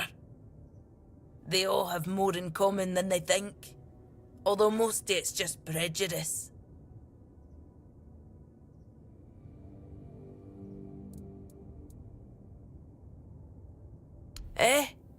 They're not all bad. I know it might sound like I was some poor, misunderstood girl with unusual interests, but that wasn't the case. I was a rightful member of the tribe, and believe me, I didn't get my name for nothing. My father made sure of it. I just wasn't my sister. Funnily enough, she was the one who saw it as a problem. Vran believed that my lack of ambition to be the top Volker warrior somehow made her look bad. Every time I went to the temple to read in peace, she was on my ass about it. Until one day, she yelled at me to either step up or get the hell out of her tribe. You can guess the rest.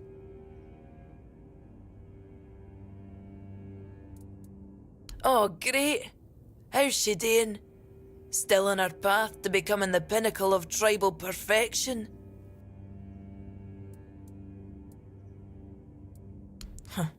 Of course she did. It doesn't surprise me that she decided to join a fanatic. Though it is amusing that she chose one capable of using compound sentences.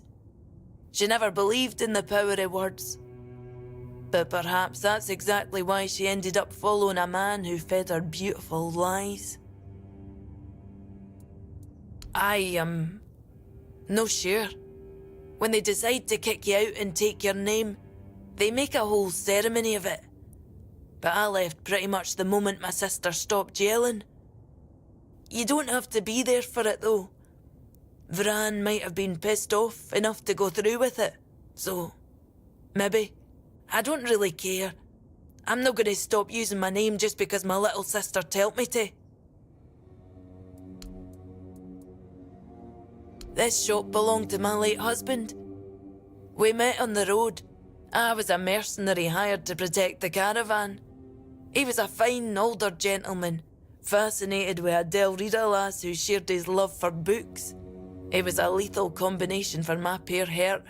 We didn't get near enough years together, but we were happy. We didn't have much family left, and they couldn't care less about this place, so he left it all to me. Well, I can't just take the shop and hitch it to a cart, can I? Although I suppose that might be more or less what I need to do. I didn't hate living here, you know. It was fine when my husband was still alive. I even thought people were starting to warm up to me. And then he died, and the respect died with him. And then Camelot arrived. Everything just went downhill for there.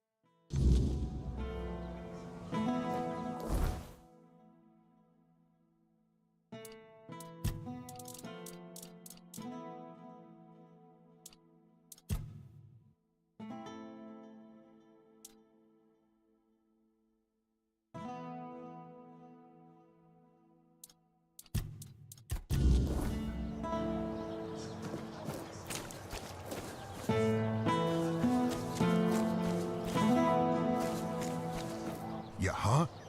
Ah, yes. Yes, Now I remember. I remember it all. On the 14th day of the month of Oak, a procession dressed in red passed through. They dragged people from their homes. Eventually they came for us as well. Me and my Brianna, our possessions. They took everything. Took it all for themselves. Now, I have nothing left. I'm just a poor man. Please, save me. Please.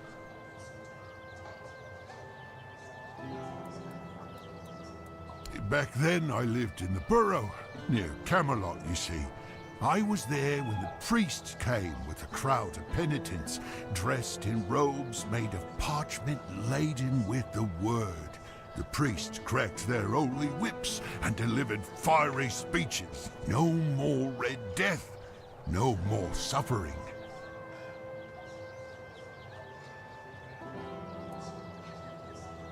No, but I was cured nonetheless. I gave up everything for the cure. I gave up Brianna and all my possessions. I had to cleanse myself. Yes, now I am pure. Can you see? Can you see? Yes, now I am pure. Can you see? Can you see? Thank you. Thank you. May the word of the prophet guide you. Yes. Yes. I understand.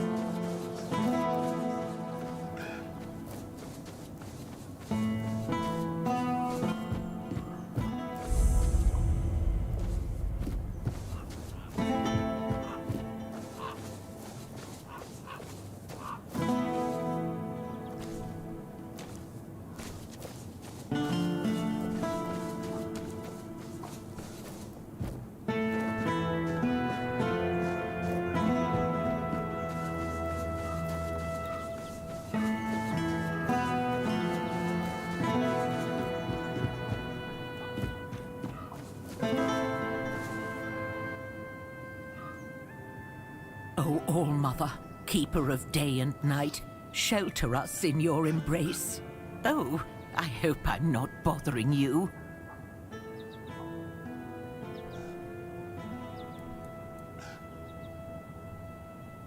Don't worry about me. I don't have much time left anyway. Look after yourself, though. You've got a lot of life ahead of you. My family.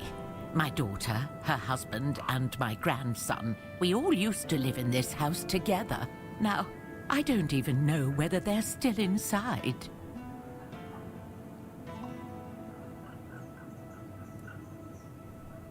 I was visiting my sister in the borough for what might have been the last time. She's 2 years younger than I am, but she's always been sickly. When I got back, the plague was already raging. The Red Priests either took the others or drove them away. Nobody can tell me if they took my family to the island asylum, or if they're all lying dead inside, with flies crawling all over them. So I sit here and pray.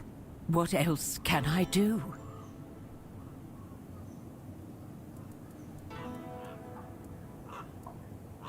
Thank you. If you ever pray to the All-Mother, please keep us in your thoughts too.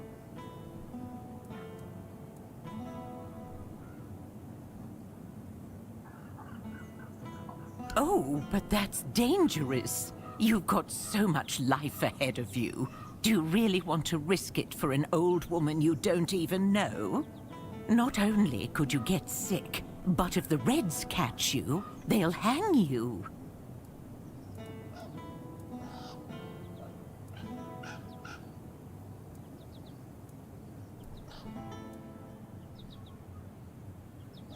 Pride comes before a fall, my dear. I wouldn't want you on my conscience. But if you decide to go in, I won't stop you. I might even try to distract the Red Priests if they come this way.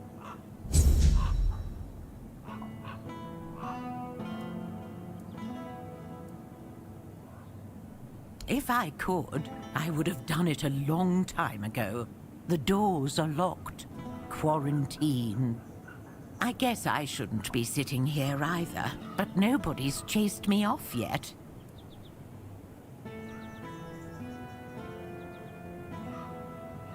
Thank you, but please, just be careful.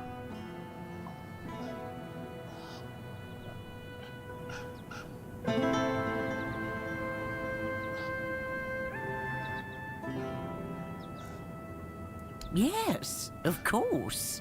They heal people there. The Red Priests really know their stuff. And now you're healthy.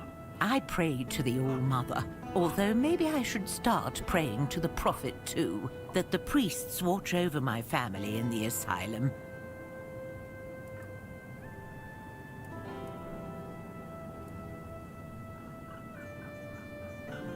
That's nonsense. Admit it. You've taken some of Maggot's mushrooms, haven't you? Scaring an old woman like that? You should be ashamed of yourself. If you don't have anything useful to say, then leave me alone. Let me pray in peace. Go away. Let me die in peace.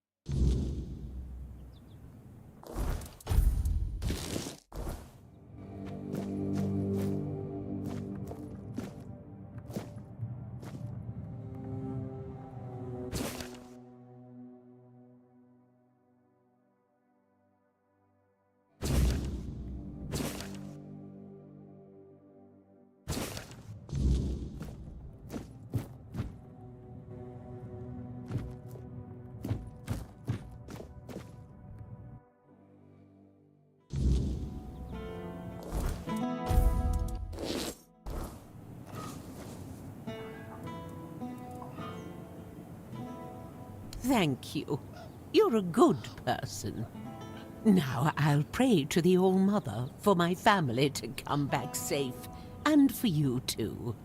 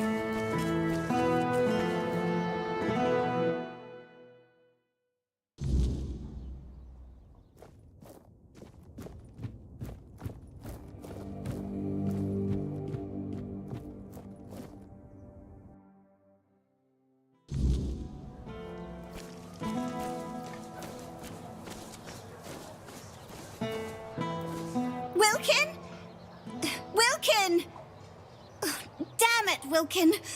Is that you? Oh! I'm sorry. I didn't see you there. Say, have you seen a pig running around? Well, yes, what of it? Lots of people give their animals names. Some have a cow named Bessie.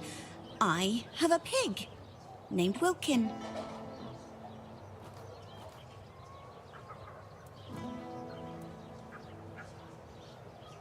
Butcher them? Oh, sweet old mother.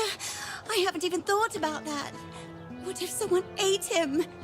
Please, please, you have to help me find Wilkin before something terrible happens. Well, the thing is, Wilkin's not really a pig. He's my lover. Well, he's a pig now, but he used to be a man. He was one of Camelot's soldiers. The thing is, I might have done something really stupid. Look, I just wanted him to be happy with me. I know he's not the type to settle down, but I just wanted him to understand that he doesn't need all these other girls when he has me.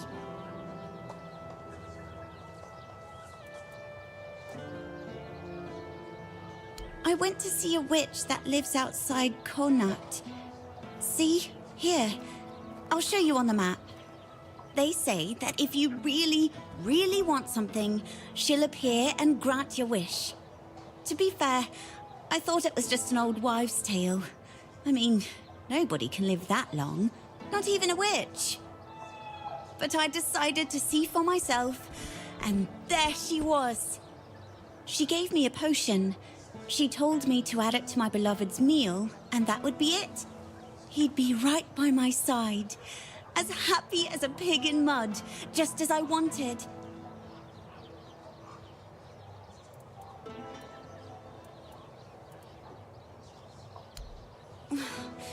That's the thing.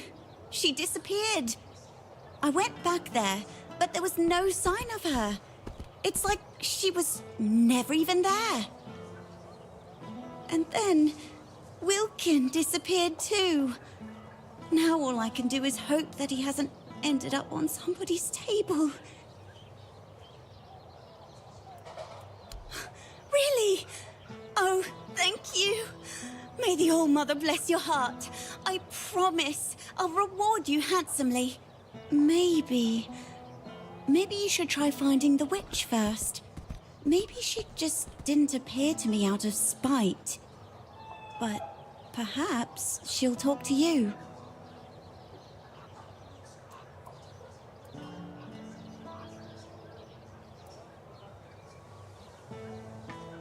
Oh, that's for sure. Thank you. I'll stay here in case Wilkin comes back. Oh, goodness, I just hope it's not too late. He's still not back. Do you know anything? Please hurry.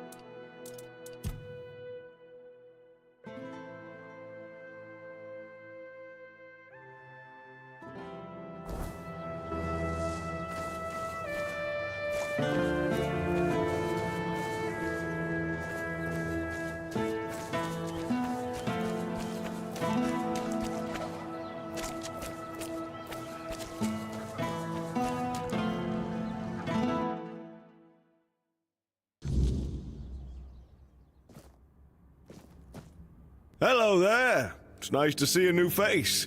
Especially from this side of the bars, if you know what I mean. Really? You walk into the prison and ask the one man in Camelot soldier gear who he is? Oh, that's a good one. Well, stranger, I'm Flan, and I am a prison guard. Fortunately, I'm not terribly overworked, now that most people have either left for Camelot or died of Red Plague. Oh, was that insensitive? My apologies. Well, it depends. Take this, for example.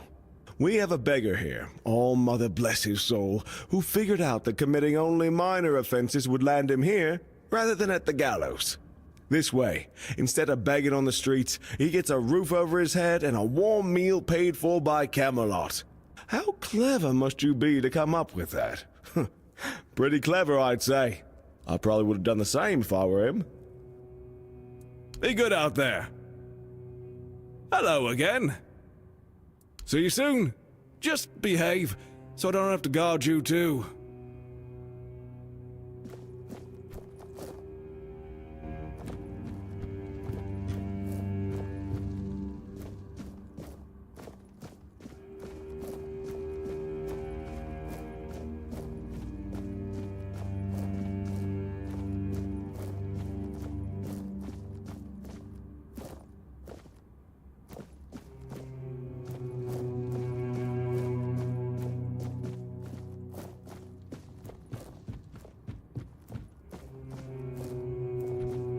Back again?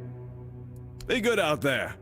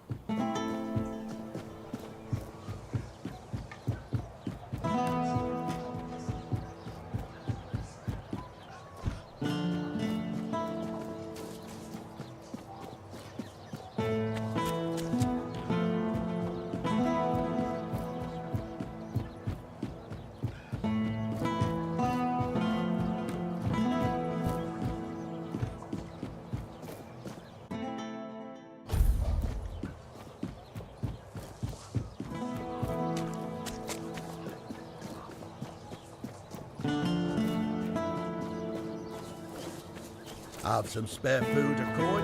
Anything else?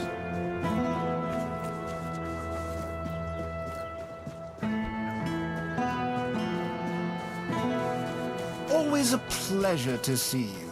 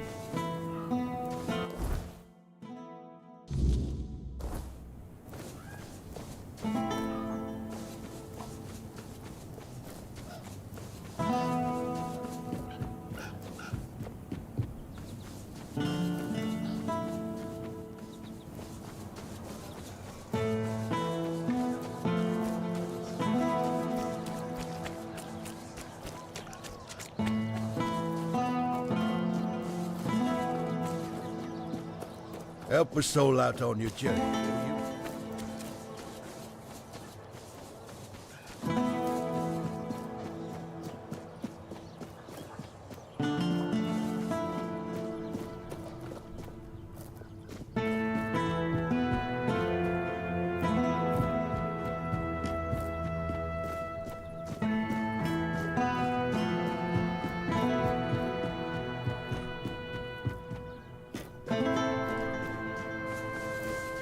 Have some spare food or coin?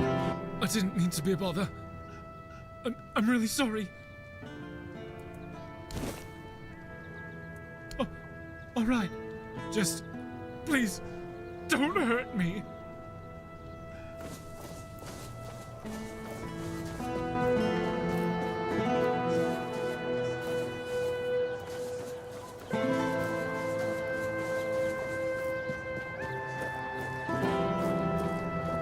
Nice to see you. How can I help? Oh no. Are you one of those people obsessed with my son? I'm sorry, but we don't accept visitors. Goodbye.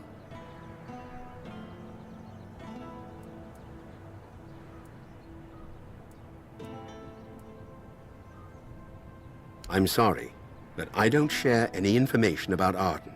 I'd appreciate it if you left him alone. Dangerous? Those almanacs he writes about armor? Are we talking about the same books?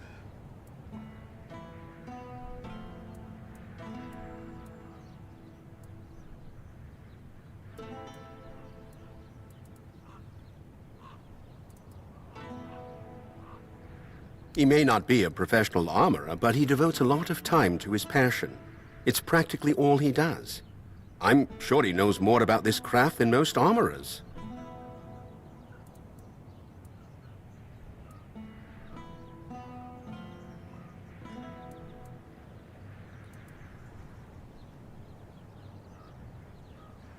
Now that you say it, I suppose I should have known.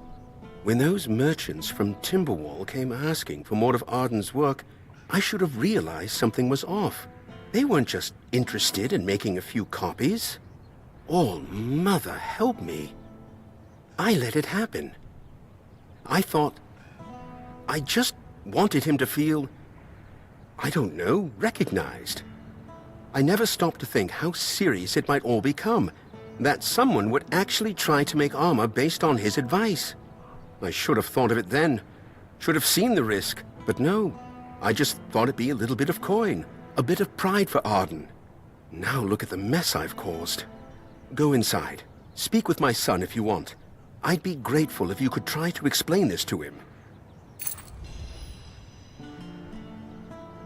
You've done more than you know.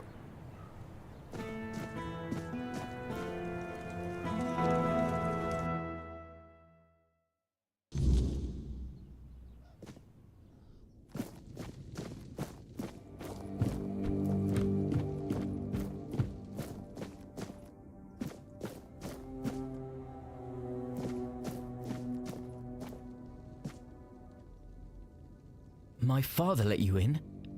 He never lets anyone through. I don't get visitors. Ever. You must be important. What could you possibly want with me?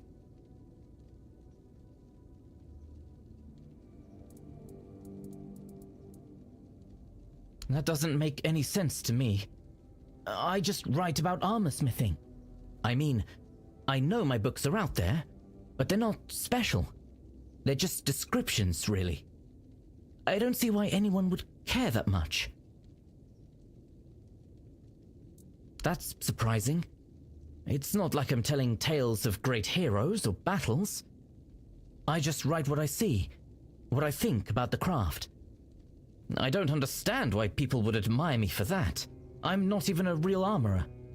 It's not like I'm some master craftsman people should look up to. I thought I was making it clear how beautiful the process is.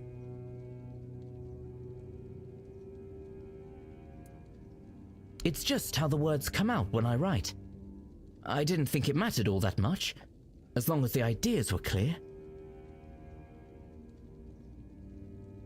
The Knights of the Round Table. I used to read all about their adventures, and I'd always get stuck on the paths when they described armor. What type of steel was it? What kind of joints did it use? How did it move with the body? I needed to know how all the pieces fit together. Knights are impressive, yes, but what really caught my interest was how their armor worked. It's not just about charging into battle like people think. There's a logic to it. A system. I suppose the stories of adventure and heroism are part of it too. But armor. A knight can't fight if his armor doesn't fit exactly right. And there's something satisfying about that kind of precision. Dangerous? How could writing about armorsmithing be dangerous? I don't understand. I'm not telling anyone to go into battle with the things I make. I'm just documenting the process, the way I see it, the way I learn. It's no different than a chronicler writing about wars or knights. Their words don't cause harm. My books, they're meant to show how beautiful armorsmithing is. I love the craft, the intricacies, the details. Why should that be dangerous?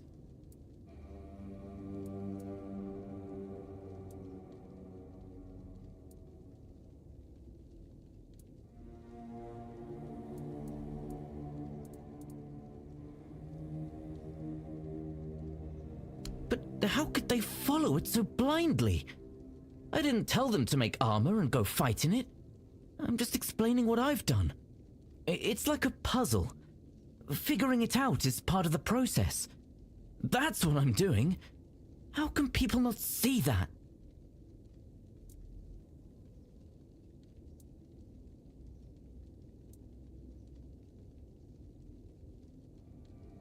But that's not logical. I mean, I didn't explicitly say my work was finished or perfect, but isn't that obvious? It's just documentation of what I've done, my process. I thought people would understand it's still incomplete. I didn't think I had to warn them. It's not supposed to be a step-by-step guide. It's just what I've been experimenting with. I hear what you say, but it doesn't seem fair. I didn't want any of this. I didn't ask for people to treat my books like they're the law. I just wanted to share my ideas. If I stop now, then what was the point of everything I've done?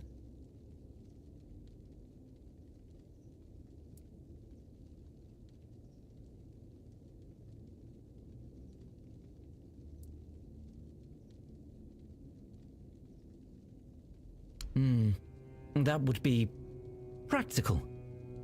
If I just say up front that it's not finished, people won't make the mistake of thinking it's expert advice. Yes, that might solve the problem. I can still write what I want, and they'll have no reason to misinterpret it. Please, tell my father to contact my publisher. I'm too busy right now to talk to him, and later I might forget.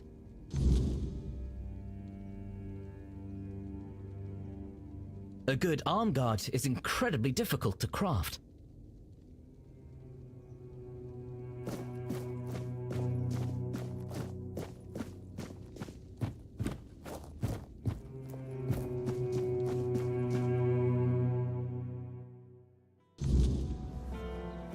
You doing okay? So, did you find what you were looking for? He sure is. As skilled as any four-dweller. Ambitious as a knight of the Round Table. Only shame is, he can't seem to leave that cursed basement. You can see for yourself, he doesn't handle, well, people too easily. Sometimes I wondered if I did something wrong. The boy never looks anyone in the eye. He only lives for those armors of his, and he'd eat nothing but that cursed fish soup if he could. But his mother, may the All-Mother shine upon her soul, she always said that's what makes him unique, and that it's our duty to love him as he is. So I love him, and I support him with all my heart, but I'd rather not think about what'll happen to him once I'm gone.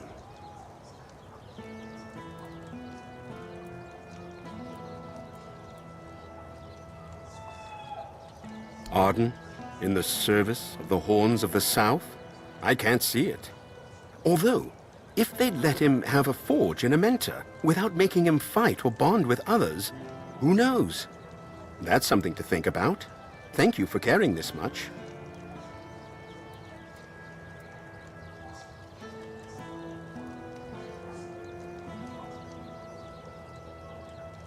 That could be a solution. Thank you for talking to him. There are days he doesn't say a single word to his own father. I have to slip messages between little facts about armor. It can be exhausting sometimes.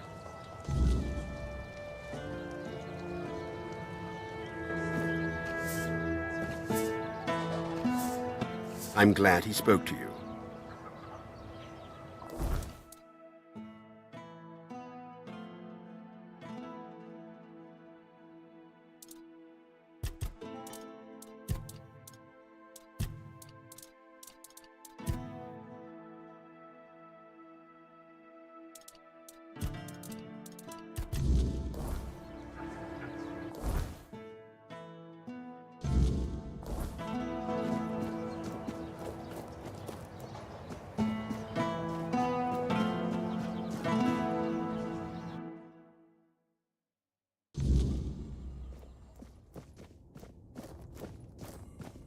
Oh, is that you, Roy?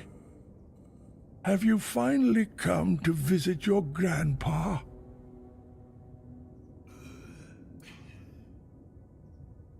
I won't listen to this drivel. One more lie, and you'll all regret it.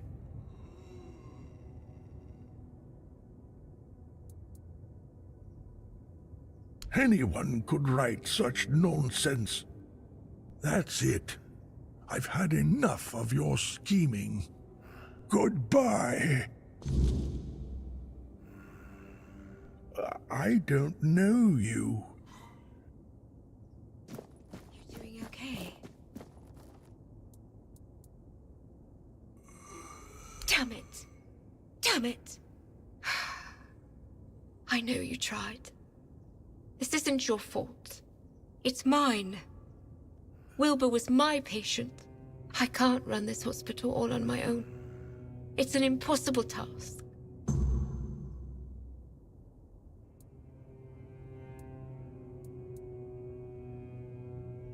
Someone with money, preferably. I won't lie. I've thought about it already. More than once. Someone who can supply us with ingredients. Maybe an alchemist to make the medicines. At one point, I even considered asking the Red Priests for help. But Neonte would have my head. Then I thought about Orwin and the Merchants' Union. But I can't abandon the patients, just to have a long discussion about the business prospects of a failing hospital.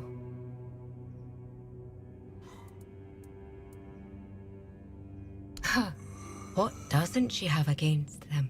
First, she abhors the doctrine of K, on a purely theological level. Her words, not mine. And then it's all about politics.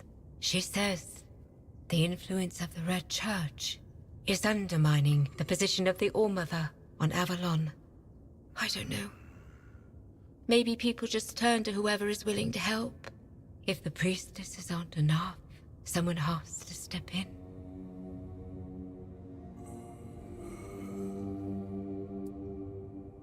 I know. That's why I'm hesitant. But some of them are also quite innovative. No one can deny that their research into the Red Death has led to real progress in medicine. I suppose if I were ever to run a hospital with one, I'd have to make sure they don't get too ambitious. You'd do that? For me? Why? I just told you the hospital has no money. I can't pay you for your efforts.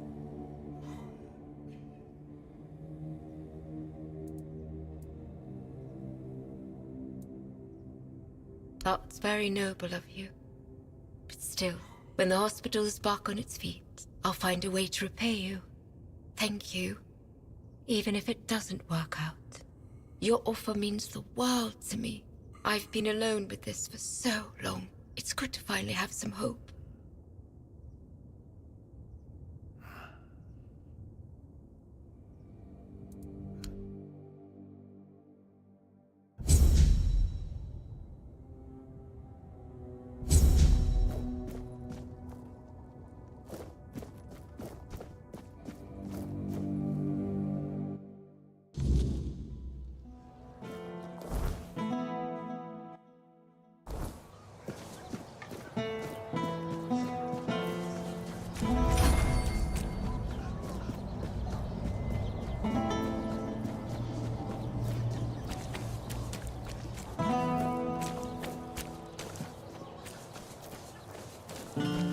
Nice to see you. Hello there. Looking for something special today?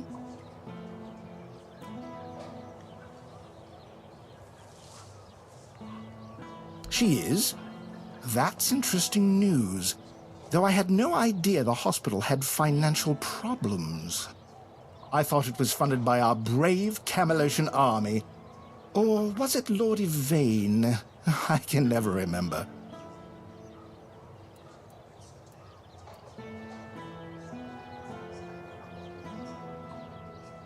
Who in turn dumped the entire responsibility onto her poor apprentice. That sounds like a complete disaster of mismanagement. Still, with a bit of restructuring, it might not be entirely hopeless. That said, a hospital doesn't exactly strike me as a lucrative venture, and I'm not in business for charity. When I invest, I expect a return. And here, I just don't see it.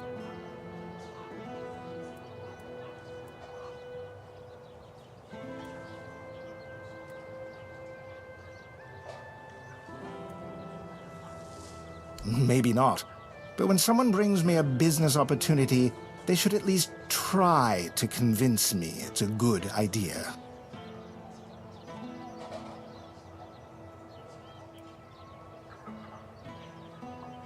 That's true. But in Connacht, people would sooner dig up their grandmother's miracle recipes than pay for something they used to get for free. I need some concrete ideas.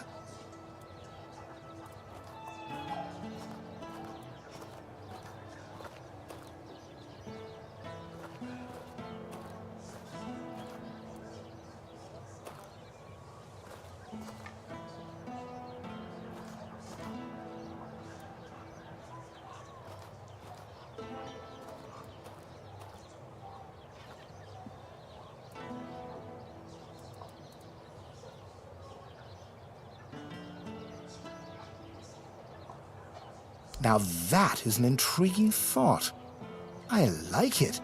We've healed the men here. Why not heal everything? Of course, we'll need to think about other ways to secure profits before word gets out. But you're right, the potential here is undeniable. With the right strategy, this could turn into something truly remarkable. Not just me, I hope. We'll need backing from the rest of the Merchants' Union. Start with Bonksy and Osmond. Get them to join in. And talk to Erwin, since we'll need an alchemist. The more support we have, the better. If it's quality you seek, you've come to the right place. Take care out there. You're back. And I assume you're here to hand me an invitation? Let's skip the pleasantries. Why would merchants take over the patronage of a hospital? And why should I have anything to do with it?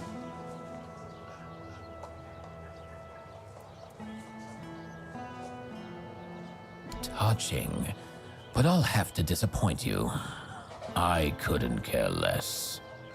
The people of Connacht have always had a knack for entrusting their lives to magical scarecrows, like that men here looming over us. As you can see, wisdom isn't their strong suit. If you don't have a better argument, We might as well end this conversation now.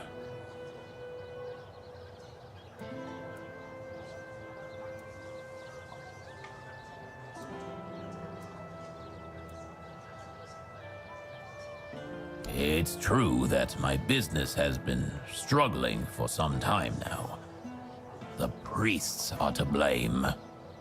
Ever since they started strutting around Connacht, people have been hesitant to use the services of alchemists, afraid of how the Red Church might react. Fine. You've got my attention, but you'll have to put in some effort.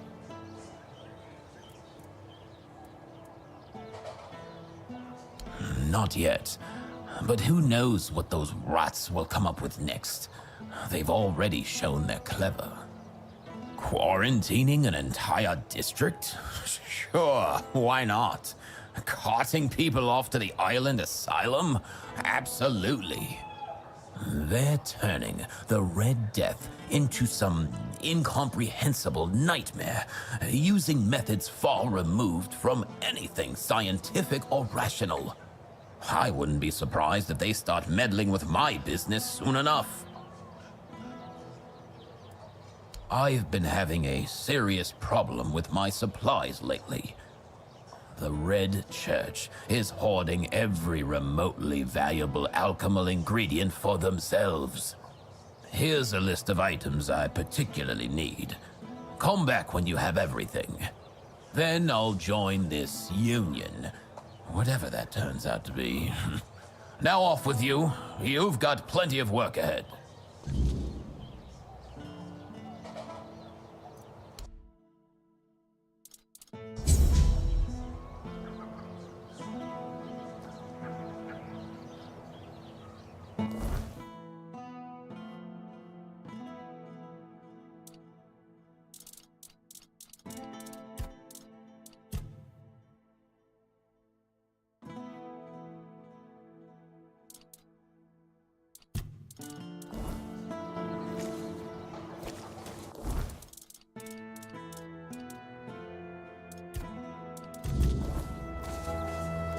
You doing okay? Hello.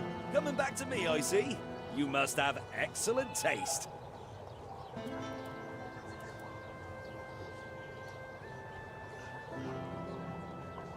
Ha! I'm not surprised he's asking me. Without my financial backing and, more importantly, my experience, most of the guild's investments wouldn't stand a chance. They really value my involvement, and that gives me leverage. In other words, I can do a bit of bargaining. Have you heard the legend of Robbie of Grubwood? A bandit who stole from rich merchants and gave the gold to commoners. They say he was an incredible archer. At least, that's how the story goes. People say the same about me, but I'm still waiting for someone to write a song about me, like they did for Robbie. It's only a matter of time. Robbie's long dead. I heard someone in his gang betrayed him. He's buried in a tomb not far from here, along with his bow. And that bow has been on my mind for a while now, you see. According to legend, it's made from centuries-old yew, and enchanted by a druid whose life Robbie once saved. Bring me that bow, and I'll support Alwyn's investment. What do you say? That's what I like to hear. I always say sticking close to older, more experienced folks is worth it. There's so much you can learn from them. Am I right? Of course I am! What about it? You found it? Then what are you waiting for? When I was your age, I'd already have been there and back twice by now. Nice to see you. Good to see you. I don't know. I got an offer to supply ingredients for healing potions. But honestly, that doesn't sound very exciting. My adventures are more about leaping over chasms and escaping collapsing ruins than gathering wildflowers. Maybe so, but it's still not worth spending as much time on it as Alwyn wants. I could be exploring underground labyrinths or running from guards across rooftops instead.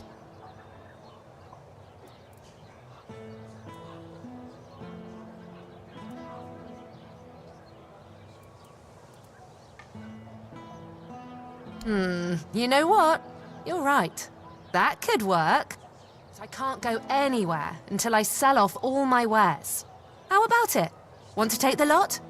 I'll give you a big discount. Yes? Did you manage to scrape together the money? Oh, I hope so. I'm starting to feel like I'm rooted to this spot.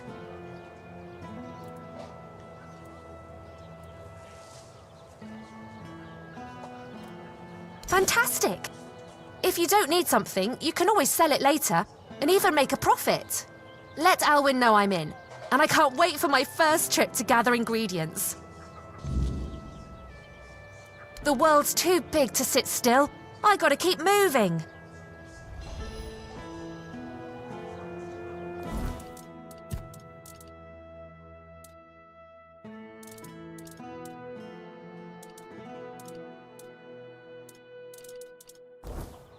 Good to see you. Life's too short to play it safe.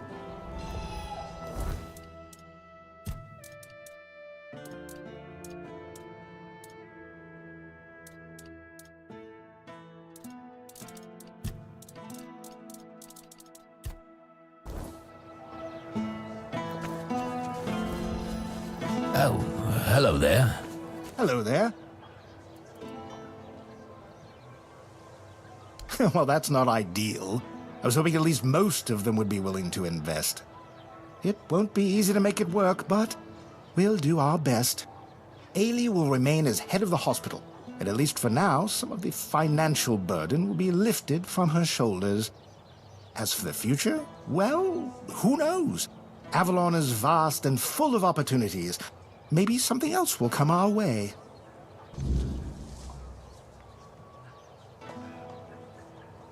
Take care out there, and good luck in your travels.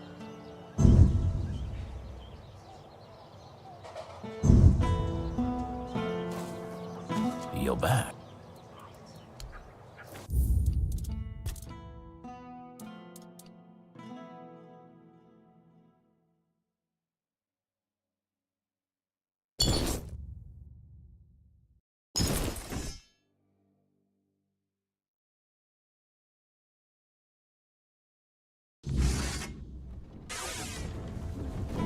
Hello there.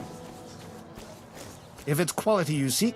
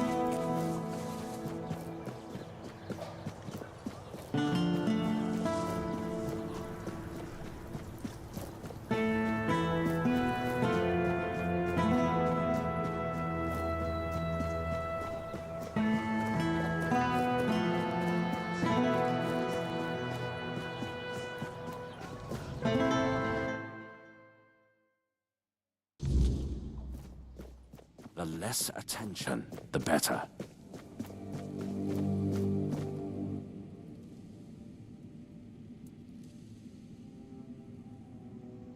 Does it now? Very well. Tell Osmond that... what shall we tell him? That I thank him for his concern, and that I will take his advice under consideration.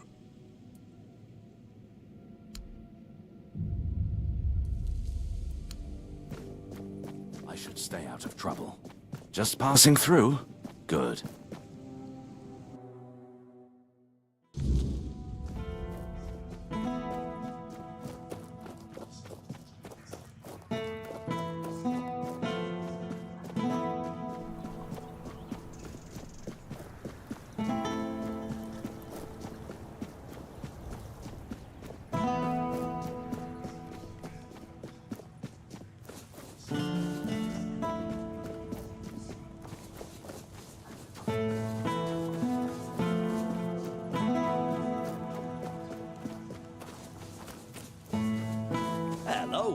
coming back to me, I see.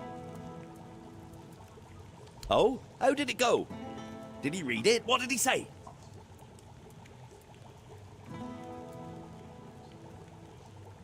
Ha! You see? I always say when someone speaks sense, even a lord perks up his ears.